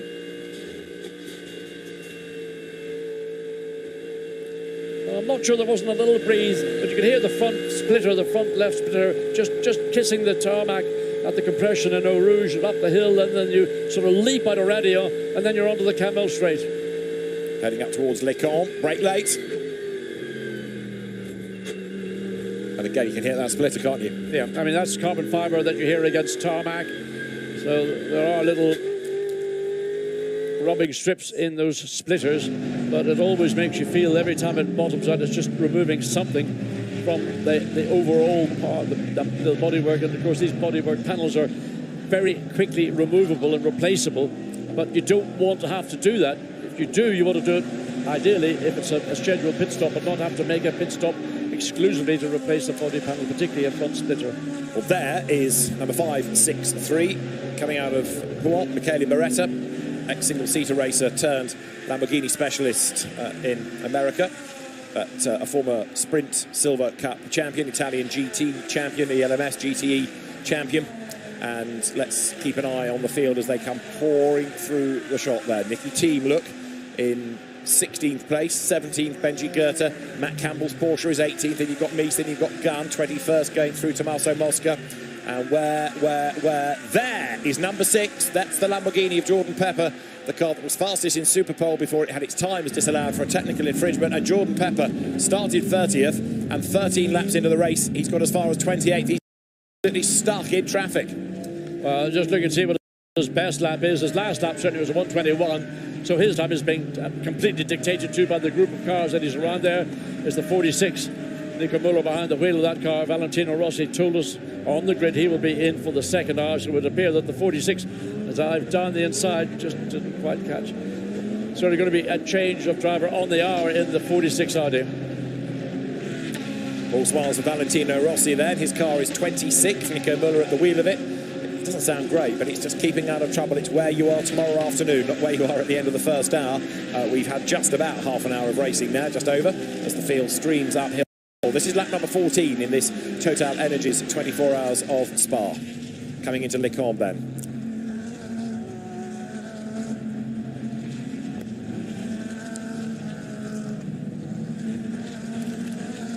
Now, one or two gaps, John, are opening up a little bit further down, aren't they? But Farfus here has got his mirrors absolutely full. Yeah, and Farfus is now, in effect, the cork of the bottle, because you've got Nicky Team, Benjamin Goethe, Matt Campbell, Christopher Meese and Ross Gunn in the 23 Aston Martin, all beginning to line up. You can see that Farfus has fallen away from Kelvin van der Linde in 14th place in the 32 Audi. He's trying to run down Giacomo Waldway. He's only just under half a second behind that 13th place Lamborghini. And then Sven Muller in 12th place in the 100 Porsche. Race leaders then come down towards Piff Paff, and you've got Augusto Farfus in this battle. Now look at 74, Matt Campbell is getting more and more on his toes, isn't he? He wants to get past Benji Goethe, and he wants to get on with it soon. Well, getting past Benji Goethe might be easier said than done, because he certainly made a big move to get past Christopher Meese, but Matt Campbell, how much closer can you get coming through campus?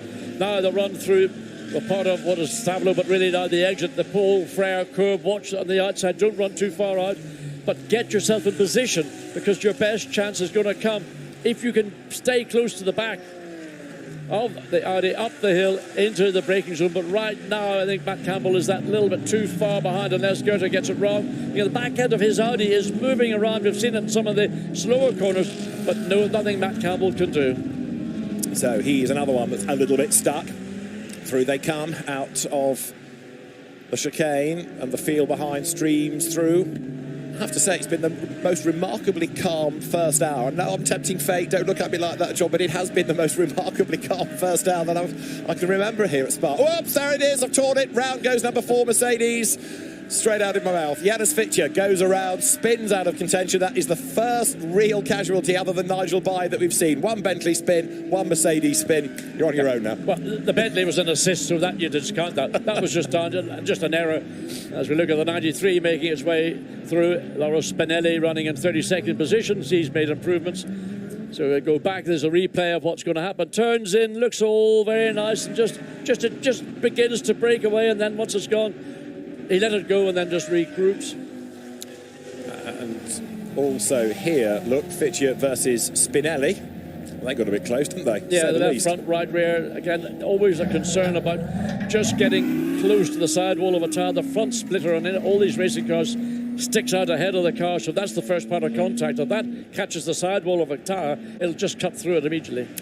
This lead gap still hovering, but it's never been a second. It's never been less than half a second either, has it? So as the cars turn through, this is Marciello getting a little bit closer again to the tail of Klaus Battler as they drop now into campus, and the Porsche hangs on to the advantage. Porsche leads Mercedes through Paul Frere. They come. Lap 15 of the TotalEnergies 24 Hours of Spa. Klaus Battler's Porsche leads Raffaele Marciello's Mercedes. Gap back third. Mirko Bortolotti not being able to stay with them, but in this opening hour, people bringing back data, getting a fuel read. It's not necessarily about ultimate pace in this first 60-minute period. And let's drive the Barwell. That's a puncture for Sandy Mitchell, isn't it? Yes, and his left rear's gone down. He's got half the racetrack to travel around. He needs, again, to be careful. He doesn't want to run back too quickly because if that tire begins to fall apart because of running too quickly, then there's additional potential bodywork damage, even damage to the suspension. So big disappointment for Sandy Mitchell, who had been running in 24th position, but he's going to be falling back, literally.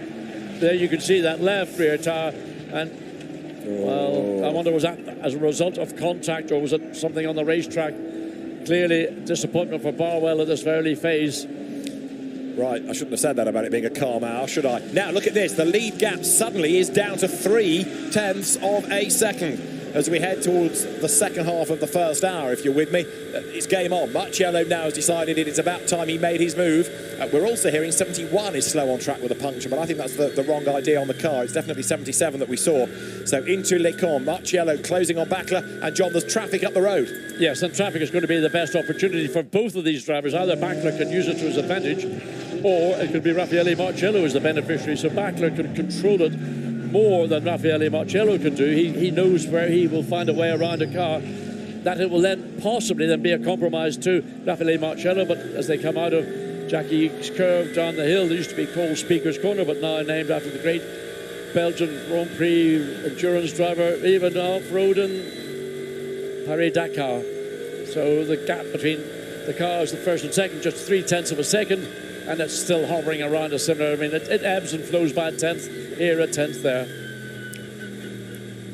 Now that back marker is, I think I'm right in saying, Donald Yount's BMW, the Valkenhorst car.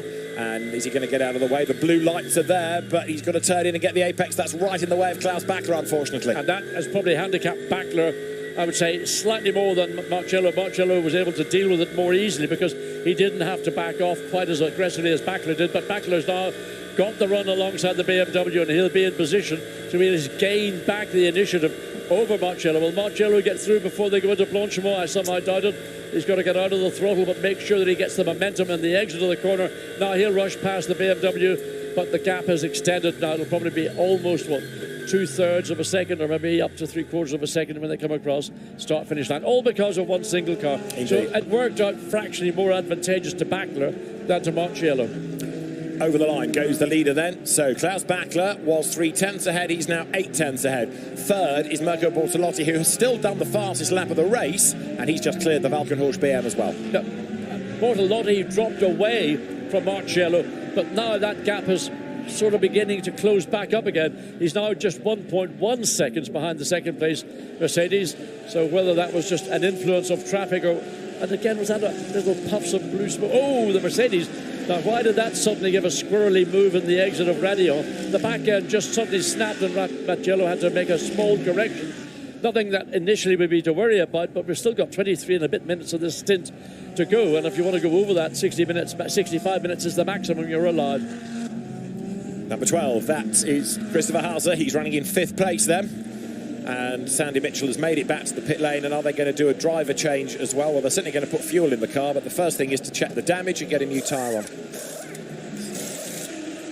So the car doesn't look very badly damaged at all. He's done a good job of bringing that in. Yeah, I mean, I'm sure the team are on the radio saying, do not try to come in too quickly.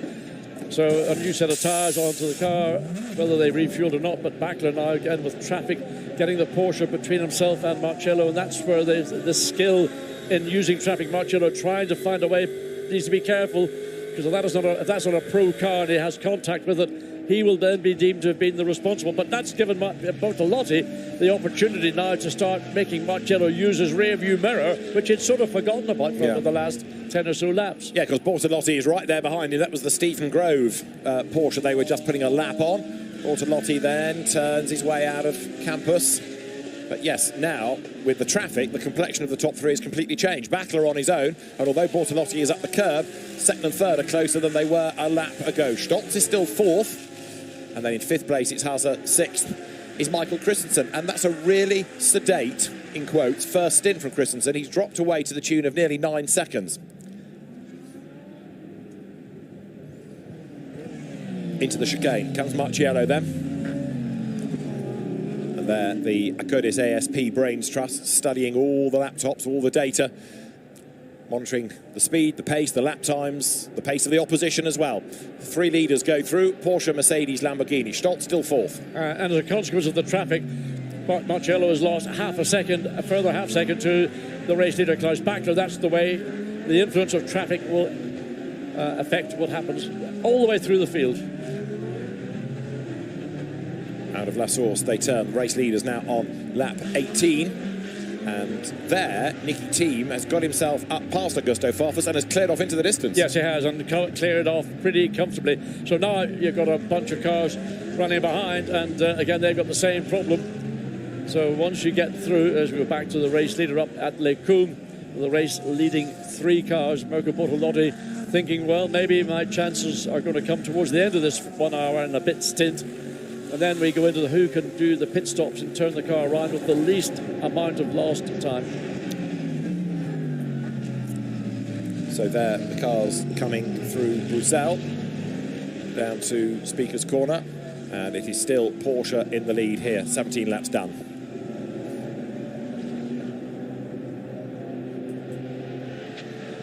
Into Pouhon they come then. So you've got there number 63, that being Mirko Bortolotti, running in that 3rd place. Now he's hustling on in pursuit of Raffaele Marciello, and Sandy Mitchell, having brought that Barwell Lamborghini into the pit lane, has bailed. There's been a driver change to Alex McDowell. Let's hear from Sandy.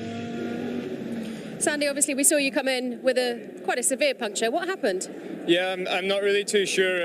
From an early look, it looks like it could have been some debris or some gravel that sort of punctured the tyre because of the way that it kind of tore apart. So, yeah, it's really unlucky. It was a shame because we were going along nicely there, leading the class and sort of knocking on the door of the top 20 overall. The car is feeling good, so yeah, we know we've got some good pace. So obviously lost a bit of time now, but we just need to try and have a clean rest of the race and climb back through the field. Yeah, you've got time to claw it back. Yeah, that's the right. It's the right time of the race for something like this to happen. So we'll give it a good go. Thanks a lot. Cheers. So Sandy Mitchell rated, but yes, 23 hours and 18 minutes. There's time to come back from that. There is, but it's always a disappointment. I mean, how that tyre got punctured, whether it was dropping a wheel off and getting cut on the inside shoulder, or whether it was something on the racetrack, we don't know. I mean, the key is that Sandy brought it back to the Barbell garage, and he brought it back and he didn't do any additional damage to the back of the Lamborghini. So a slow return to the pits has paid dividends to the team. We've done 18 laps and Klaus Bachler is still clearing the lead, but this is the leading silver. Fabian Schiller in 9th place. Plunges down the hill once again as the cars then circulate with the first hour from being completed, and the team manager of number 75 Mercedes, Kenny Harbaugh, car to the stewards immediately. I wonder why. Well, indeed. I wonder why. Yes. In the meantime, Antonio Foco has made progress up to 8th place, getting ahead of Fabian Schiller in the 777 Mercedes. So that's the first glimpse we've seen of that 71, the yellow Ferrari, beginning to, and he's 1.7 seconds behind Riccardo Feller in the 7th position, 66 Audi. There's Schiller, and now he's got Max Buch behind him. And then the second of the 2 Ferraris, Nicholas Nielsen. It's good to have Max Buch back in this level of GT racing. We've not really seen him for a while. It's good to have him back competitively. Yeah, exactly.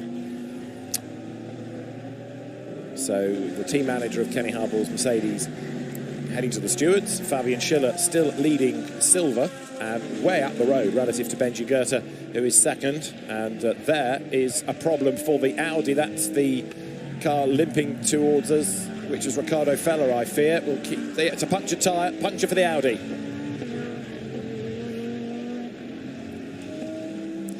Drama at Spa because the Audi with a puncture limps towards us. That looks to me to be Riccardo Feller's car, and that's the second punctured tyre in quick succession for a car. We've had one Lamborghini, now we've had an Audi. It's a different side though. It was the left rear, now it's the right rear. Yes, again, whether it's debris in the racetrack or whether it's drivers are dropping that rear wheel off the curb, as I mentioned earlier in the broadcast. If you drop a wheel off the curb, here for example, coming through Paul Frere curb, it'll be the left rear that will get the potential damage. Other parts of the circuit, it's the right rear. So whatever the reasons are, now within the space of 10 minutes, 2 cars have had cut down rear tyres, and but everything on the racetrack looks, there's no debris that I can see in the racetrack, so I'm assuming it's maybe just being a little bit marginal on how you're using the exit of some of these corners. Well, Riccardo Fella limps on, but the tyre has gone. He's got to try and stay on the lead lap. And also in strife there is the Grove Porsche. Now, I think that's had a moment coming out of Blanchimont. It's gone back onto the road. Can't see any marks on the racetrack, but that's certainly beyond the exit of Blanchimont. But regaining the racetrack, so doesn't go into the pit lane to Stephen Grove. And the Earl Bamber Motorsport Porsche continues on its way. Maybe there will be a replay of that in a moment. We can then understand what happened to the Earl Bamber Porsche. So as the leaders now are onto lap number 20. Stephen Grove off the road, 66 limping to the pit lane with that puncture. This might tell us what happened to the Porsche. Oh, it's well off. Well off in the background. It's gone wide and through the gravel, I think, and the momentum brought it out the other side. Yeah, I mean, how you get that far? I mean, you're almost halfway to Verviers when you get that far off the racetrack. I hope he kept his pass with him. He needed it to show to get back in, didn't he? So the leaders come down the hill. Klaus Bachler, 0.8 of a second ahead of Raffaele Marciello last time around. But interesting this, isn't it, how Marciello has gone back in pursuit of the Porsche and shaken off Bortolotti. Yes, Bortolotti did close the gap up. That was, again, mainly traffic related. But now, once they're running in clean air, you can see the pace of Bachler, the pace of Marciello has drawn those two cars ahead of the third place Lamborghini of Mirko Bortolotti. Now, driver change is being anticipated as Riccardo Fella has come in, but the Singer Beer team for Earl Bamber's Porsche squad getting ready to do a driver change. And Riccardo Fella then gets a new set of boots, stays behind the wheel of the car. I'll put the fuel in it. Trouble with the right rear. Oh, well, that's no wonder, because the dead one, yeah. Goodness, that's the danger when you have a tyre that's gone down. The tyre shreds everything, and of course it cannot have a bearing on how the tyre will be removed. There's the 46, Nico Müller, running in 24th position behind Nicolas Elgar in the McLaren, but just ahead of Lucas Oer in the 57 Mercedes.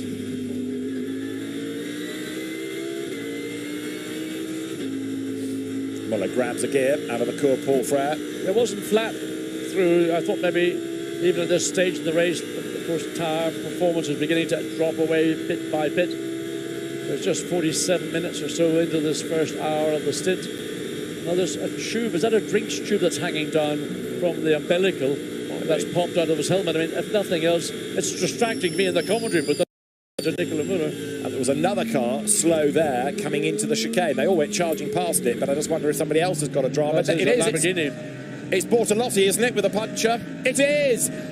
Mirko Bortolotti then, almost within sight of the pit lane, has had a tyre go down so he can limp in quickly. That's lucky. You don't often get luck like that, if you can call it luck. But Bortolotti with a puncture. Sometimes it's better to be lucky than good. In this case, Mirko Bortolotti is both lucky and very good. But again, he needs to remember that not try and get back too quickly. Of course, there's pit lane speed limit, so that means he can get down to 50 kilometres per hour anyway. There's a battle coming up into and through. Dear me, got all very messy. 3 cars into one, Inception McLaren trying to dive, and then this is a battle going on in the bottom half of the top 30, or the top half of the bottom, whatever, the top half of the, yes, 30-ish.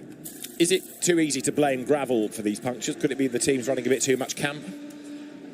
I mean, one of the teams are aware of, particularly in these very warm conditions. Another Audi now, the left rear. That's Hauser. That's Christopher Hauser, and he was, of course, up in that leading 4. That's the 4th place car in strife.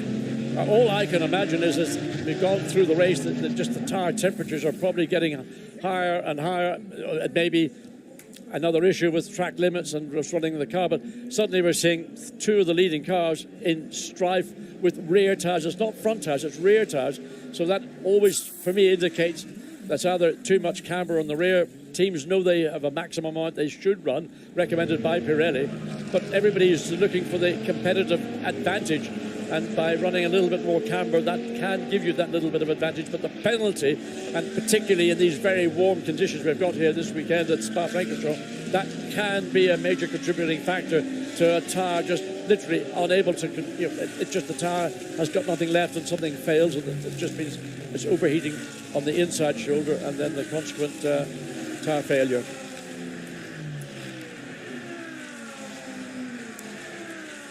"21 laps are done, lead gap 0.6 of a second, and now the order shuffles because up to 4th comes Michael Christensen. He's gained effectively 2 places in the space of a lap and a bit. And they come then now down to the chicane. That's Alessio Picariello, who is your Pro-Am leader. Goes right, goes left, and comes up towards the timing line once more. So interesting, isn't it? Some being really good at keeping out of trouble, but you wouldn't label Christopher Haas as somebody that hurls the car at the scenery and crashes over the curb. He knows how to win long races, and yet he's one that's got a puncture. I agree. I mean, likewise, Mirko Bortolotti, we didn't see him driving in any manner of form or whatever that would have said, well, he was abusing the track limits, he was running the curbs. So there you've got Loris Spinelli still hustling on in pursuit of Michele Beretta, and Jordan Pepper has made a bit of progress up to 22nd, but in part that's because others have had their dramas. This is Spinelli. Now, if he has a big, deep breath and really goes for it, let's see. No, the Lamborghini pulls away there.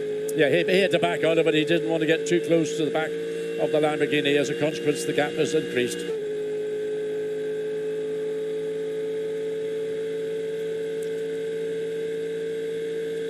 Into Lecon comes Spinelli. So yeah, in a straight line, he lost a little bit of ground at the bottom of the hill, but he didn't make it up again, going towards another Lecon. car, and Aston Martin again, left, rear. So all of a sudden, in the space of this last segment of the first. So there is 23, that's Ross Gunn, limping on, as John Matty says, punctured tire, yet another one. So left, rear, right, rear, all of these at the rear of the cars. So we go for a good few laps without dramas, and then suddenly, bang, bang, bang, they're all coming. Just watching the 46 coming through Poole, the reason that the rear tyres are giving up rather than the fronts is because the attitude of a car in a corner is that the rear is always going to be further to the outside of the racetrack than the front, and consequently, if you do get a tyre against a sharp object or something might be on the racetrack, a bit of gravel, that's why the vulnerability at the rear is greater than that of the front. That's Lucas Auer that you're looking at, and he now leads the Gold Cup with the demise, for the moment, of Sandy Mitchell. That car taken over by Alex McDowell, incidentally. Ricardo Feller has fallen into last place as a legacy of his puncture, and has certainly dropped off the lead lap. I think he might have suffered more damage. You can see the amount of rubber that's on the ground already as the cars stream their way out of Blanchimont down towards the chicane.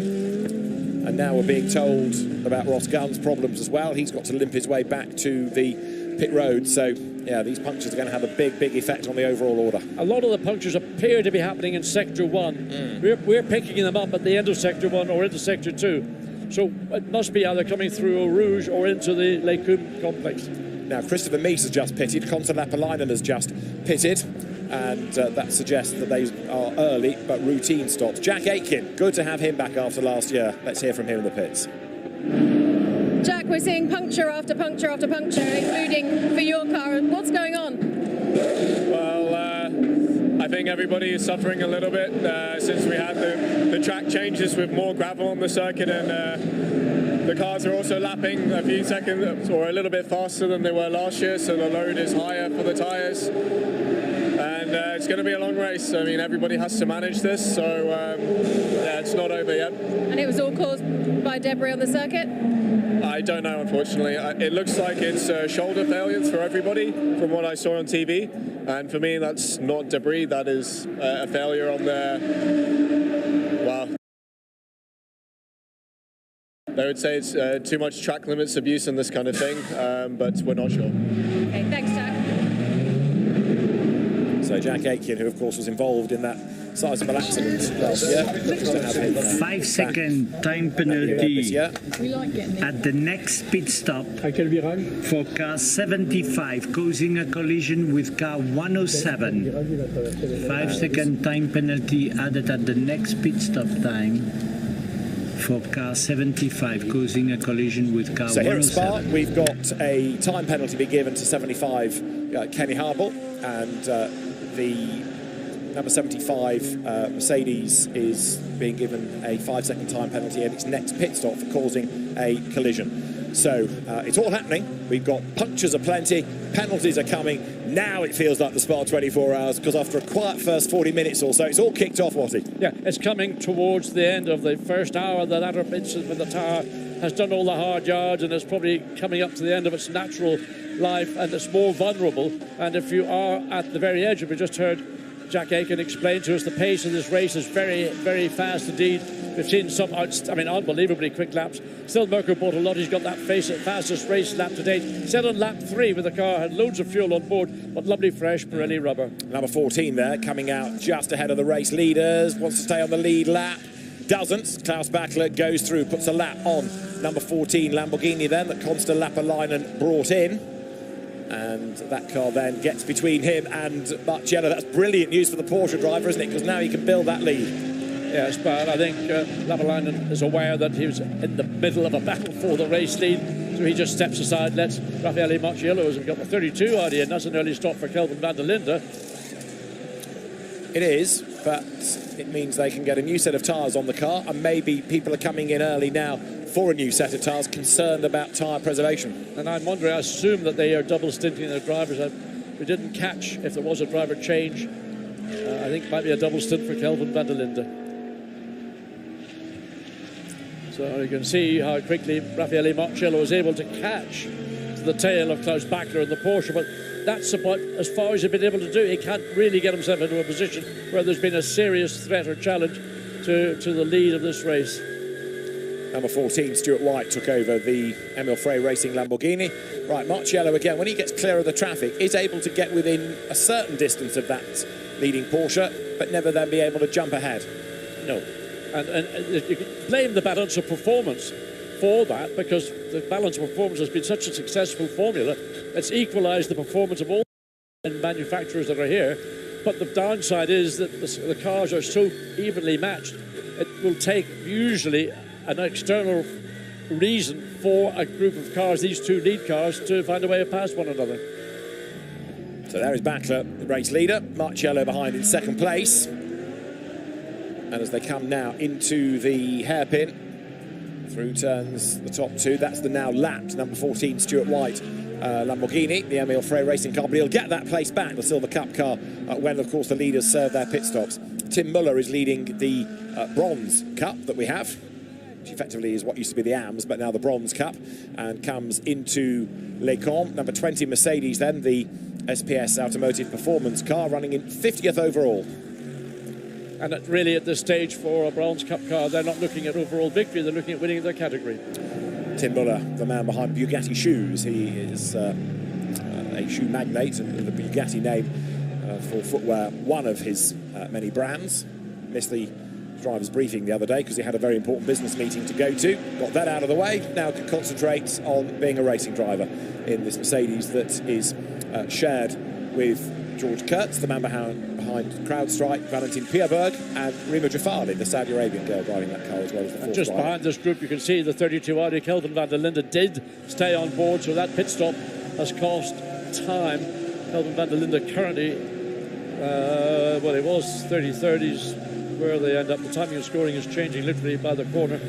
So on board with Raffaele Marciello out of Pujon down into Fagnes. So the gap has been more or less within a second all the way through. We're now, 58 minutes and a bit into the first hour, and it'll not be many more laps before the two lead cars will make their first of many pit stops, they hope.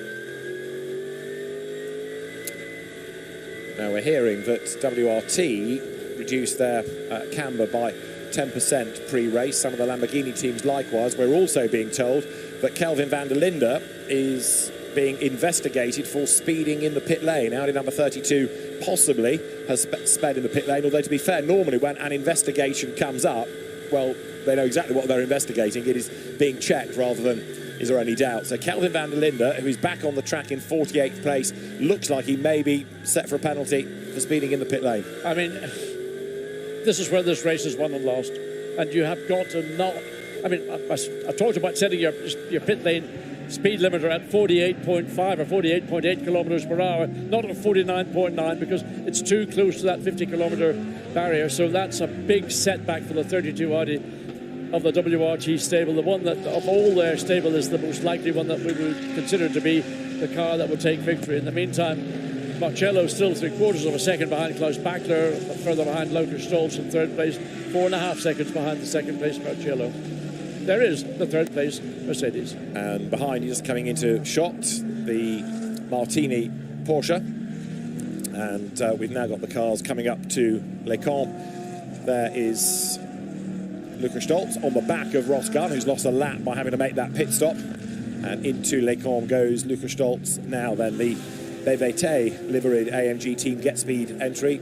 a solid first stint that, and it is in the mix. We are nudging up to the end of the first hour, aren't we, come the end of this lap? So another raft of pit stops you can expect. We've got Altway in, Kiergaard is in, Beretta is in, Spinelli is in, Pierre-Alexandre Jean is in, and there is the pit stop cycling through at Sky Tempesta. So as the driver change goes through, you've got out Loris Spinelli. That is Eddie Cheever, yes, at the crash helmet, who's got on board. Do you know how you can tell it's Eddie Cheever? Because it says Cheever. No, look at his eyebrows. That's Eddie Cheever. So door closes, and the Lamborghini, the Mercedes is about to be dropped down, ready to rejoin.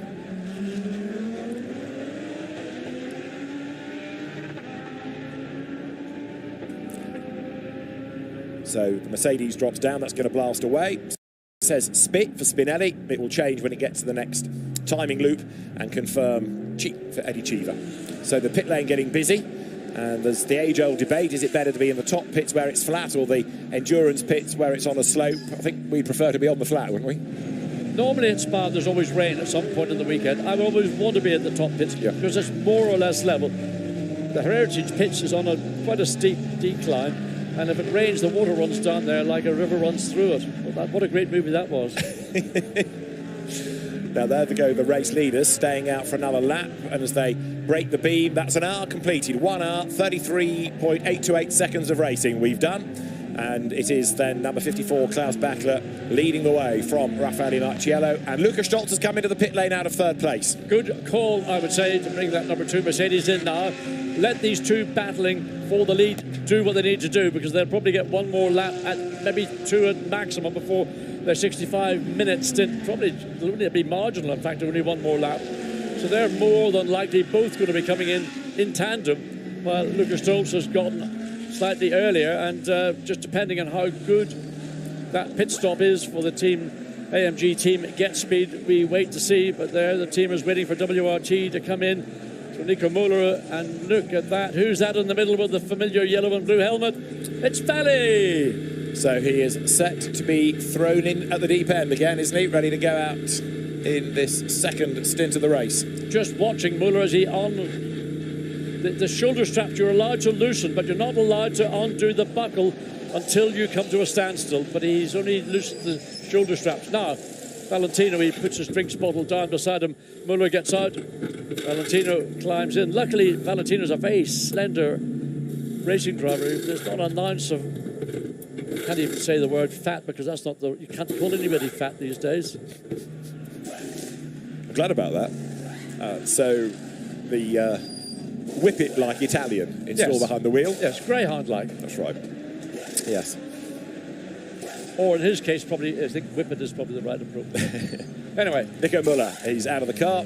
Valentino is in. And now look at WRT. You can see they're busy. Cars coming in, cars going out, cars cycling through. That number 2, Lucas Stolz, Mercedes down the pit lane behind is 75, and the team manager of number 32 to the steward. So the Kelvin van der Linde Charlwit, Dries van Voorhouden, I think is going to get done for speeding. Team manager going to the stewards right now. So as the Mercedes blasts up the hill, we'll see in a moment where that car drops to after the first pit stop here at Spa. Pit stop cycle through here in the 24 Hours of Spa. Number 31 Audi you're looking at that has just been brought in. This is the Lewis Proctor, Diego Menchaca, Finlay Hutchison car, and the top 2 down the pit lane together. Klaus Bachler and Raffaele Marciello at the end of 27 laps are in the pit lane. No surprise, of course, the Mercedes will be down in the Heritage pit, so they've got all the way down the top pit lane, turn around inside La Source, all the way down to the bottom. But of course, when they then return to the circuit, they've only got that very short run before they cross the demarcation line, and they can get on the throttle immediately. I always prefer the top garages, but I don't know which is the better way to go. Well, the pit stop for the Porsche already being undertaken. Raffaele Marciello has to drive down. Both the Iron Linked cars in together, double stacked. Yeah, that's unusual to bring both your team cars in at the same time. So double stacked, as you can see, and that I wonder who will gain or lose out of this. So driver changes taking place on both those cars. Fuuko out of them, Nielsen out as well. So Fuuko runs clear to the garage. Nielsen does the same. Oh, don't slam that door. It's an expensive bit of kit, that. Don't slam that door is the opposite of Larry Grayson, isn't it? Number 2 Yes. then goes through. So Lucas Stolz will stay behind the wheel of that car.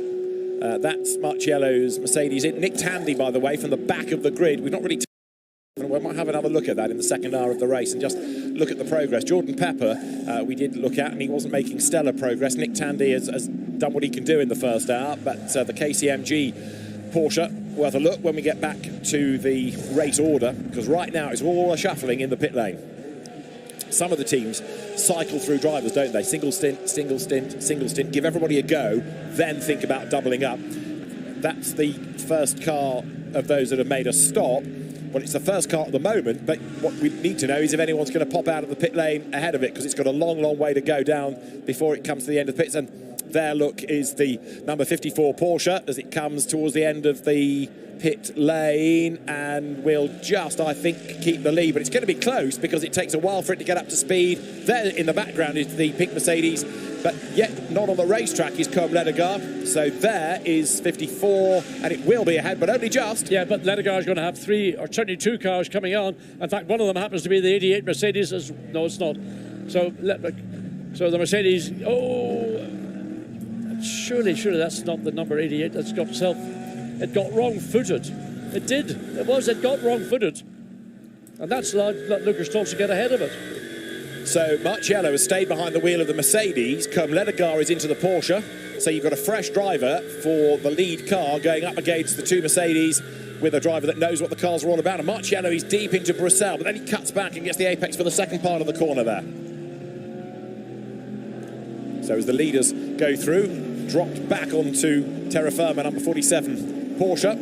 That is blasting back down the pit lane. The KCMG car, Nick Tandy brought it in, and I think Nick Tandy is going to stay behind the wheel according to timing and scoring. Blasts up the hill, goes out of the pit lane. So Nick Tandy, who's won this race in the past, of course, 2 years ago in the Rover Racing Porsche. Last year when we bumped into him at the airport on the way home, he said, I'm not doing the Spa 24 again, and yet here he is, and as committed as ever. Well, we all say that, don't we, David? But I've heard more than one person say it. I never say it, John.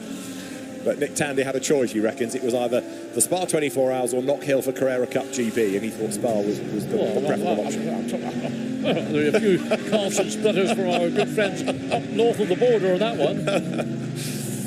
It means he missed out on a nice at Cowden Beef or at Loch Galley for stock cars as well, which was where he came from, of course, oval racing. Right, so back to the plot. Tandy down the hill.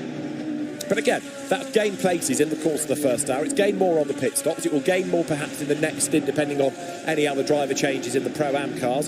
And 95, the Nicky Tim Aston Martin is being looked at for speeding in the pit lane. Oh dear. So there is Nick Tandy showing 31st position. But that is apparently, I think we need to update it on that, because he's showing 18th, in fact, on timing and scoring, but the message on screen was incorrect. It was probably a lap out of date. Yeah, because, of course, the order now is shuffled because of that last round of pit stops. Now, new race leader. It is Lucas Stolz ahead of Comme Ledegaard, and Ledegaard is under attack from Raffaele Marciello. So it's change and change again, isn't it? Remember, Stolz has the advantage of knowing the car and the track. Ledegaard fresh into it, but that's Mercedes third. Well, fourth for much of, but then third in the first stint. Suddenly is the leader. Lucas Stolz has got ahead of the Porsche. For the first time, the Porsche is not leading the race. And it looks as if Raffaele Marciello, Comme Ledegaard gets it too wide on the exit of Lake Coombe. Not the ideal circumstance at all when you're under pressure in your opening laps. And, of course, Lucas Stolz and Raffaele Marciello have been behind the wheel of their car for that first hour. They know where the racetrack is. They know what their car is doing. So Stolz then, race leader, makes his way once more down the hill with there the chasing Porsche, Comme Ledegaard, trying to sort of regroup here, trying to fend off Marciello, who's way wide up the curve there, having a good go. There we go, here's the overtake. So Ledegaard goes one way and Lucas Stolz makes the undercut. This is the key. Get yourself positioned, gets up alongside the Porsche, gets the better drive. Now down the hill, who's going to be brave? Wow, not an awful lot of pick and choose, but the fractional advantage towards Lucas Stolz, and there was a little bit of contact. Comme Ledegaard, don't like any of that. I don't think that was the fault of Lucas Stolz. I think Comme Ledegaard got himself a little bit too far wide. He could have backed out of that. He didn't need to go as wide. And the run down into Eau Rouge and then Radio. Well, Colenegar now not only has lost the lead, he's in danger of losing second place, but there's much more urgency in the way the cars are being driven now, aren't there, in this second stint? So the race is coming alive, very definitely. Colenegar deep into the chicane. Marcello up the curb then. It is game on for second place as Marcello tries to get the drive out of the corner. Down to La Source. Porsche versus Mercedes. They're absolutely together, but Colenegar just hangs on ahead.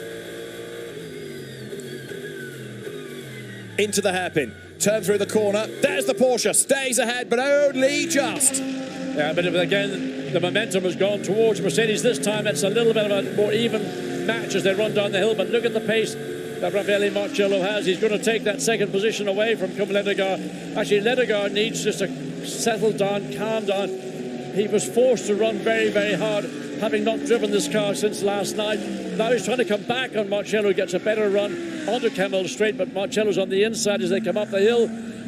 Very, very aggressive from Colenegar, but Marcello holds his ground. Colenegar's got to back out. He has indeed, but he served intent there, didn't he? Don't mess with me. So as Klaus Bachler watches what's going on, and right now the car that rather dominated the first hour down in third place, the question mark is going to be whether now that he has dropped back, Colenegar starts to lose pace and whether the Mercedes is now are going to come into their own. Now, just thinking about this, Stoltz is slightly further into a stint, isn't he, by about a lap. Let's hear from Klaus Bachler then. He really did a good job in that first stint. Let's go to him. Klaus, quite difficult for you to watch there after your stint, having held the lead and now Com obviously struggling. I mean, I would not say we are struggling. In the end, Marcello has the second stint. Com is first time in the car. I think everything is okay. It's still a very long race. The most important is that we stay out of any troubles and that we don't get damaged. So, for example, this downhill to Rouge, it's not the best what you want to see when you go out of the car. But in the end, luckily the car is still okay, so all good. And looking there at the clip that we can see, it looked like there was a little bit of contact between him and the Mercedes. 5-second time penalty to be taken at the next. It's still early in the race. As I said, luckily nothing happened, but also this kind of things can end up really bad. And if you have this in a little bit more than 1 hour, we don't like it. Thank you very much. Thank you. You just heard the race director say that there's a 5-second penalty to go to number 32, Kelvin van der Linde, for speeding in the pit lane. As I tell you what, that's a result. That is a result for the 32 Audi. 5-second added to your pit stop. I'll take that every and any day of the week. Race leaders then down into La Source. There is 54, Colenegar. Makes his way out of the hairpin now. Still trying to get back on the terms with Marcello. 30 laps are done at Spa. Luca Stoltz leads the way. Raffaele Marcello is second. It's Mercedes 1, 2. And here, Colenegar third in the car that dominated the first hour. Now you're riding on board with Eddie Cheever, the American-Italian, and he is currently in 26. That Mercedes ahead is Jens Liebhauser, and that battle is for the lead of the Gold Cup as Valentino Rossi goes deep into the chicane, gets himself in a little bit of strife with cars attacking him left and right and centre. Yeah, he just overran under brakes into the chicane, and as a consequence the Ferrari slipped through. There's an Audi coming up behind. You can see now 3 abreast as they come up into La Source. So the Porsche and the Audi, well, they all gave one another space, which is at this stage of the race the sensible thing to do. So the lead of the Gold Cup is 57, Jens Liebhauser. This is Eddie Cheever on his tail, looking to try to fight back if he can, but right now, with so much of the race to go, it's staying in touch. This is the second place car then. This is Cheever. That's Liebhauser ahead in the Winwood racing car that Lucas Auer started, and Cheever is brave through Eau Rouge and up Radio. Yeah, he got the momentum. He's got a little bit more speed over the top of Radio and trying to run down the BMW on the run up the Kemmel Straight. Gained initially on the early part of the straight, but nothing more at the tail end. So he put the nose of the car into the mirrors of the BM, but nothing of any benefit to him. So he's got pressure behind him. So he needs to be thinking and be careful, because Nicolas Scholler in the 99 attempt to Audi is all over the back of Eddie Cheever, and again behind that you've got Verhagen in the number 50 young BMW driver car.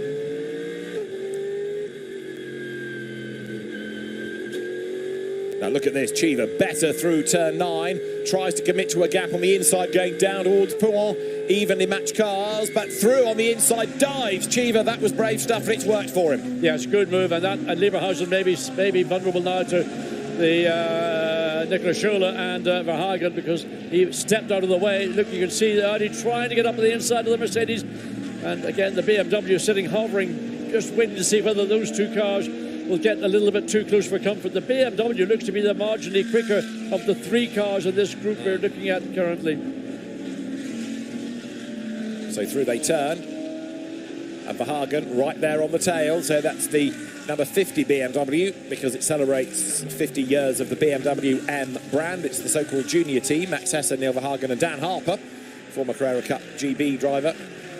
Look at that, nose to tail, Verhagen right on the tail of the Audi, looks to the inside, can't do it. No, I wouldn't think that's a good idea to try and up the inside of a car running at this pace, so up the inside, so there is... Oh, the Audi slips through, and that was timely. Now Lukas Stolz, 4 seconds to the good. The overall race leader, and Verhagen makes his move up on the inside. So Jens Liebhauser here falling back. He's lost that class lead, as we saw, to Eddie Cheever. And in fairness, Jens Liebhauser is not that experienced a racer, certainly not at this level, and so his pace doesn't quite reflect those around him. He's dropping back. As here, Valentino Rossi under attack. Yeah, and he was using a lot of the inside of the curb at Raidillon, trying to get the maximum drive possible up through that sequence of corners, but just didn't have the pace and finds himself being overtaken, and as they come into Lake Coombe. Now, as we ride on board with Valentino Rossi, let's hear from Loris Spinelli. He had a very busy first stint. His car's just taken over the Gold Cup lead. Loris is with Amanda Busick. Loris, your car just took over the lead in gold. You started on track 47th in your stint. What did you find in this track that allowed you to be so successful? Yeah, I mean, really good stint. Funny time, the first part. I mean, the car was so strong. We knew this from yesterday. A bit unlucky yesterday during the quali, but it's okay. We are running in P2. I'm so happy, but we are just at the beginning. Now it's at the side of the car, so let's see, and we keep pushing until then. Seen some left rear tire issues. Do you think that'll be a concern with the Mercedes? Yeah, I mean, yesterday we worked a lot for the base. I don't think we will have some problem for a puncture or something, I hope. But anyway, let's see during my double stint. Thank you.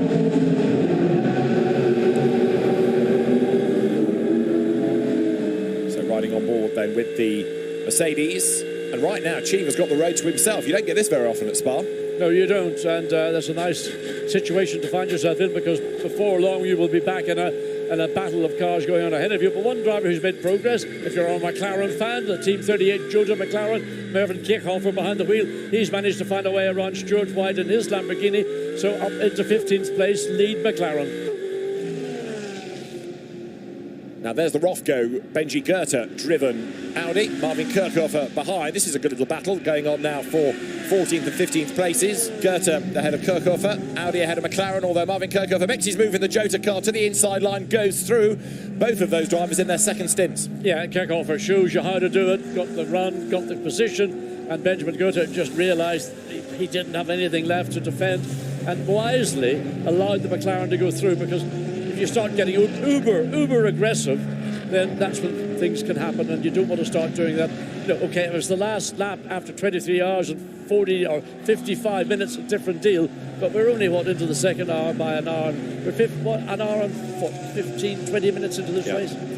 And Jana tells us from the pit lane that one or two of the team's meteo data is saying light rain within about 10 minutes. So we haven't been told about any rain at all, but there's the threat of light rain coming in about 10 minutes, and that's going to liven things up, if that's true, and if it does come to pass. I mean, so far this weekend there's been absolutely clear skies, whichever way you look at it. On a track that's not seen rain, if it does fall heavily, it'll be a skating rink initially until the wet weather tyre cut through and form their own line. Well, we'll wait and see whether it pans out. It's not as sunny as it was. It's overcast. It's quite a pleasant, cool temperature. And the cars currently work lap number 34 here as battles rage on all the way down the field in the classes. There, the Iron Lynx Ferrari up on the inside to just put a lap on the Mercedes. So that was Miguel Molina going through, picking up the place. 5-second time penalty to be added to the next pit stop time for speeding in the pit lane. 95 Nicky Team's Aston then, 5-second penalty for speeding in the pit lane. So again, it's not good, but it could be a lot worse. And we just see Nicky Team in the Ferrari making his way around Max Book. Or was that? No, anyway, the 95 Aston Martin. Again, a 5-second time addition to your pit stop. And I'm glad to see that these penalties are actually, in relative terms, something you can handle. You can take a 5-second pit. If you're going to have to do a drive-through penalty, in effect, it would destroy your entire remaining 23 and a half hours. And you can do it, as you've been hearing, at your next pit stop. So you don't have to make a separate one and therefore lose lots of time coming down the pit road. There is the bronze leader, Valentin Pierberg. He's taking the car over from Tim Muller. So single stinting, getting everybody a chance to drive the car in the early part of the race. So in the background is the Mercedes that was in contact with the Bentley early on. Drama here coming into campus. 57 Jens Liebhauser being roughed up by the Audi. Yeah, that was a bit obvious. Yeah. And the Audi does go through on the inside, just trying to identify which Audi that was. It depends if it was a pro car or not, because on a silver, or certainly on a bronze, you would not want to be seen to do that into the final two corners. So is the Ledegar some 9 seconds behind the leading Mercedes. Yeah. And this is what I was asking about a few laps ago, you know, having dropped off the back of having lost the lead and then losing second, would he fade away? And fade he has to a degree. In fact, Kevin Estre, I think, may well have overtaken Ledegar. I thought I saw that car directly ahead. But anyway, timing and scoring still shows Ledegar in third and Estre in fourth. The gap had been 1.2 seconds. So here we go. Timing and scoring is updating. So is it Estre now in third place well, it's still showing Ledegar, but the gap is only half a second to third to fourth. So Stolz leads Marciello. There is Luca Stolz. We'll run through the order in a moment as the Mercedes powers towards us on this lap number 35. Luca Stolz leads here at Spa, and it is a Mercedes 1-2 because there is the second place car, Raffaele Marciello. The gap was 5.5 seconds over the line. Then third is the green-nosed Porsche of Côme Ledegar. You'll see it just in the background. That's Marciello going into Le Combe. Fourth is now Kevin Estre, up into fifth, Davide Rigon. And sixth, still going great guns, the silver leader, that is Fabian Schiller. So there's the second placed car, Raffaele Marciello. That Mercedes is a lap back in 52nd, Jeff Kingsley. There's Côme Ledegar, and right on his tail now is Kevin Estre. Yeah, it was half a second when they came across start-finish line. So Kevin Estre, as close as you could get to the sister, not the sister car or sister team, but the sister in terms of other identical cars, whether the Porsche, like other teams, have looked at the cambers, especially at the rear, whether they've taken a small degree, maybe half a degree out of those rear wheels to stand them up more upright, to give a more even tire temperature spread across those rear tires, bearing in mind the conditions that we've been focusing on all through the weekend, and a very warm start to this 24 hours at Spa. So now the car that dominated R1 has dropped back. A car that was rather anonymous in R1 is catching up. So the, dare I say this, the dynamic between the Porsches, the Dynamic Motorsport and the GPX cars is shifting. So one is coming good, one is dropping back a little bit. And we know what a gun Kevin Estre is. If anybody can make that car fly, it is him. We've not really seen too much of it because it has been having a quiet start. But for my money, it's one of the great liveries, the Martini colour scheme. And on that 911, it just works beautifully. And I think the fans agree because the range of merchandise that the team has brought has been selling like hotcakes. Yes, I mean, I remember the 917 Porsche in 1970 in that livery, and had a significant 24-hour victory a little bit further west of where we are this weekend at Spa-Francorchamps. So the Porsches go through together. Mercedes 1-2, and then just under 7 seconds back, Ledegar versus Estre. So 2-2-1. Why is it 2-2-1? Because the initial silver Porsche 917 was number 21, and so you've got a second 21, and that's where the team have got the number of 221 from. Yeah. Comme Ledegaard appears to have settled down. He certainly was unsettled in his opening 3 or 4 laps when he was under pressure from Marcello and Lucas Stolz. Now he's driven himself in. He's got his confidence, if you wish, back to the level that would normally be expected at. But never feel comfortable with Kevin Estre directly behind you, because Kevin, they don't call him Reverend Kevin for nothing. He's a lovely bloke as well. Very fast, very spectacular. Just every so often he has one of those moments and oversteps the line, but he's just a joy to watch, and he takes no prisoners. You mean a rush of blood to the throttle? Something like that, yes. We have seen it occasionally in the past.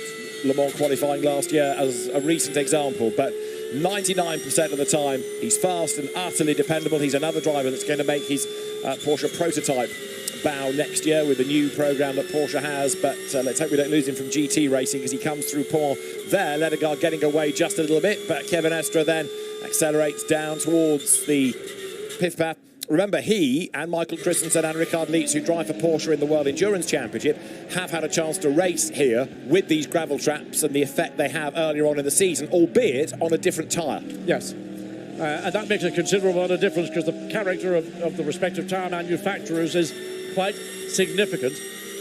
But Kevin Estre going through Pujols and losing that little, that's purely the aerodynamic wash coming off the back of Cum Ledegaard's car, and that's what causes the front of Kevin Estre's car to lose that little bit of bite in the front, so he can't attack. And of course that means as he comes down to Fagnes, that right left, he's that little bit too far behind to think about making a lunge up the inside. Down through the gears, down to first. Gets right back onto the tail there of the green Porsche. Cum Ledegaard at the wheel of it as the cars then now accelerate up over the timing line. And Ledegaard, in a way, could just be advised to let him go. And I think he does there. Estre around the outside again, down to first gear into the hairpin at La Source. And through he has gone, because Ledegaard hasn't got the pace to match him. He hasn't got the pace to go after the Mercedes. But they've got Davide Rigo in 5th place, hovering around the back of these two Porsches. So maybe that was a strategic Porsche team call, although these are operating as two different teams. They're all part of the Porsche family. But they don't want to allow Davide Rigo in that 5th place number 71 Ferrari any opportunity to make it a trio of cars battling over that 3rd position. So whether it was a call or whether it was just Cum Ledegaard deciding, look, Kevin Estre, I think you're quicker than me at the minute, I'm going to let you go, and I will be your shotgun, and I'll ride shotgun to keep Davide Rigo away from you now that you've got that 3rd position. Well, could be a good plan. Davide Rigo, after his sizable accident here last year, that was the same one that involved Kevin Estre involved in it, wasn't he, as well? Yes, but also, of course, Jack Aitken. It eliminated 3 or 4 top cars early on in the race. Davide Rigo has bounced back as quick as ever. But yeah, look, Estre, having cleared Ledegaard, is getting away. No question about that. And now, as they come into Pouhon, Davide Rigo starting to hunt down the green Porsche, the bright yellow Iron Lynx Ferrari. Iron Lynx, last year's winning team, and that dramatic finish. And coming into Piff Paff now. So Ledegaard is coming under attack from number 71, the Ferrari there behind. Yeah, and you're just seeing the last lap times between Cum Ledegaard and the Ferrari. Clearly the Ferrari quicker with these two cars.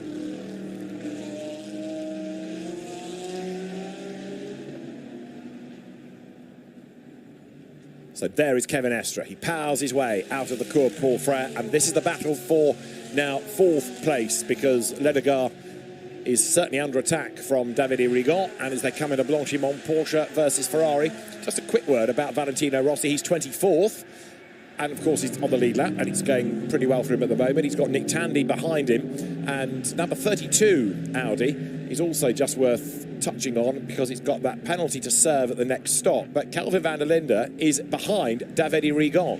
He pitted a bit early, and yes, he's got 5 seconds to drop in the pits, but van der Linde running in the top 6, that's not bad, because the car was a long way back in the first hour. Yes, but he's some 11 and a bit seconds behind Davide Rigo. I think the Ferrari, to me, clearly is the quicker of these two cars. It's just a matter of not if but when the Ferrari will find a way around the number 221 Porsche. speaking about the 54 Porsche with Cum Ledegar, the dynamic motorsport. So can Rigon get a good run through? Certainly he's closed onto the tail of the Porsche at the exit of Radion. Now it'll be a matter of whether Cum Ledegar is going to go combative in defending his position, or can Rigon shoot down the inside under brakes. I thought he might have had a go, but he decided the wiser of it. But clearly that was the nearest that the Ferrari has gotten to the tail of the 54 Porsche so far in this battle for fourth position. Well, Est has absolutely scarpered up the road, hasn't he, now in third place. He's well clear of Ledegar, who's got to make this car as wide as he possibly can do now to keep Rigon at bay. So the Iron Lynx Ferrari turns through out of Bruxelles. This is down to the Jackie Eats corner, turn 9. And Stolt still leads the way from Marciello, although last time Raffaele is slightly quicker, and that is 87, which is the Casper Stevenson car, isn't it? Right rear, I suspect, or maybe not. It like it should have a puncture because it's a bit lumpy, but it doesn't look like it's got a flat suspension issue. I mean, certainly the car was coming in slowly. Reason for that, we initially thought it might have been a tyre again. But maybe there's something more mechanical that will mean the car's going to be a longer stay, push it back into the garage and let more than the two mandatory people in the pit lane work on the car. All will be revealed then as you go back on board with Davide Rigon. He is in 5th, Ledegar ahead, out of the Cours Paul Frere. This is lap number 38 then, with about an hour and a half of the race now completed. So it's Mercedes 1 and 2, Porsche 3, Porsche 4, Ferrari 5, Audi 6 here at Spa. We're watching this battle now for 4th and 5th places. Cum Ledegar in the Porsche that led the first hour of the race has fallen back into 4th place and is under real attack from Davide Rigon's Ferrari. Yeah, and Rigon was a lot neater on the entry into the chicane. Cum Ledegar ran slightly wider, compromises his exit. That should have given a marginal advantage to the Ferrari in the run-up into La Source. Rigon again shows the nose of the Ferrari, but nowhere near close enough now. Can he get the drive off? Remember, the Porsche, the engine hangs out behind the rear axle, so its traction is always going to be very strong, whereas the Ferrari is a true mid-engined GT car. So Ledegar consolidates down the hill. But where are we going to be? Through Eau Rouge and over the top of Radion? Has the Ferrari got the pace to close the Porsche down now, getting onto the Kemmel straight? Let's see, the top speed of anybody up through Radion is Ben Goetter's Audi, 245 kilometres an hour, 244 from Raffaele Marciello, 243 from Nick Tandy, and Rigon's car, when Antonio Fuoco drove it at that point, 243 kilometres an hour. But Cum Ledegar able to keep him at bay, even if he's not able to get away from the Ferrari. I think it's the other way around. If the Ferrari did get ahead of the 54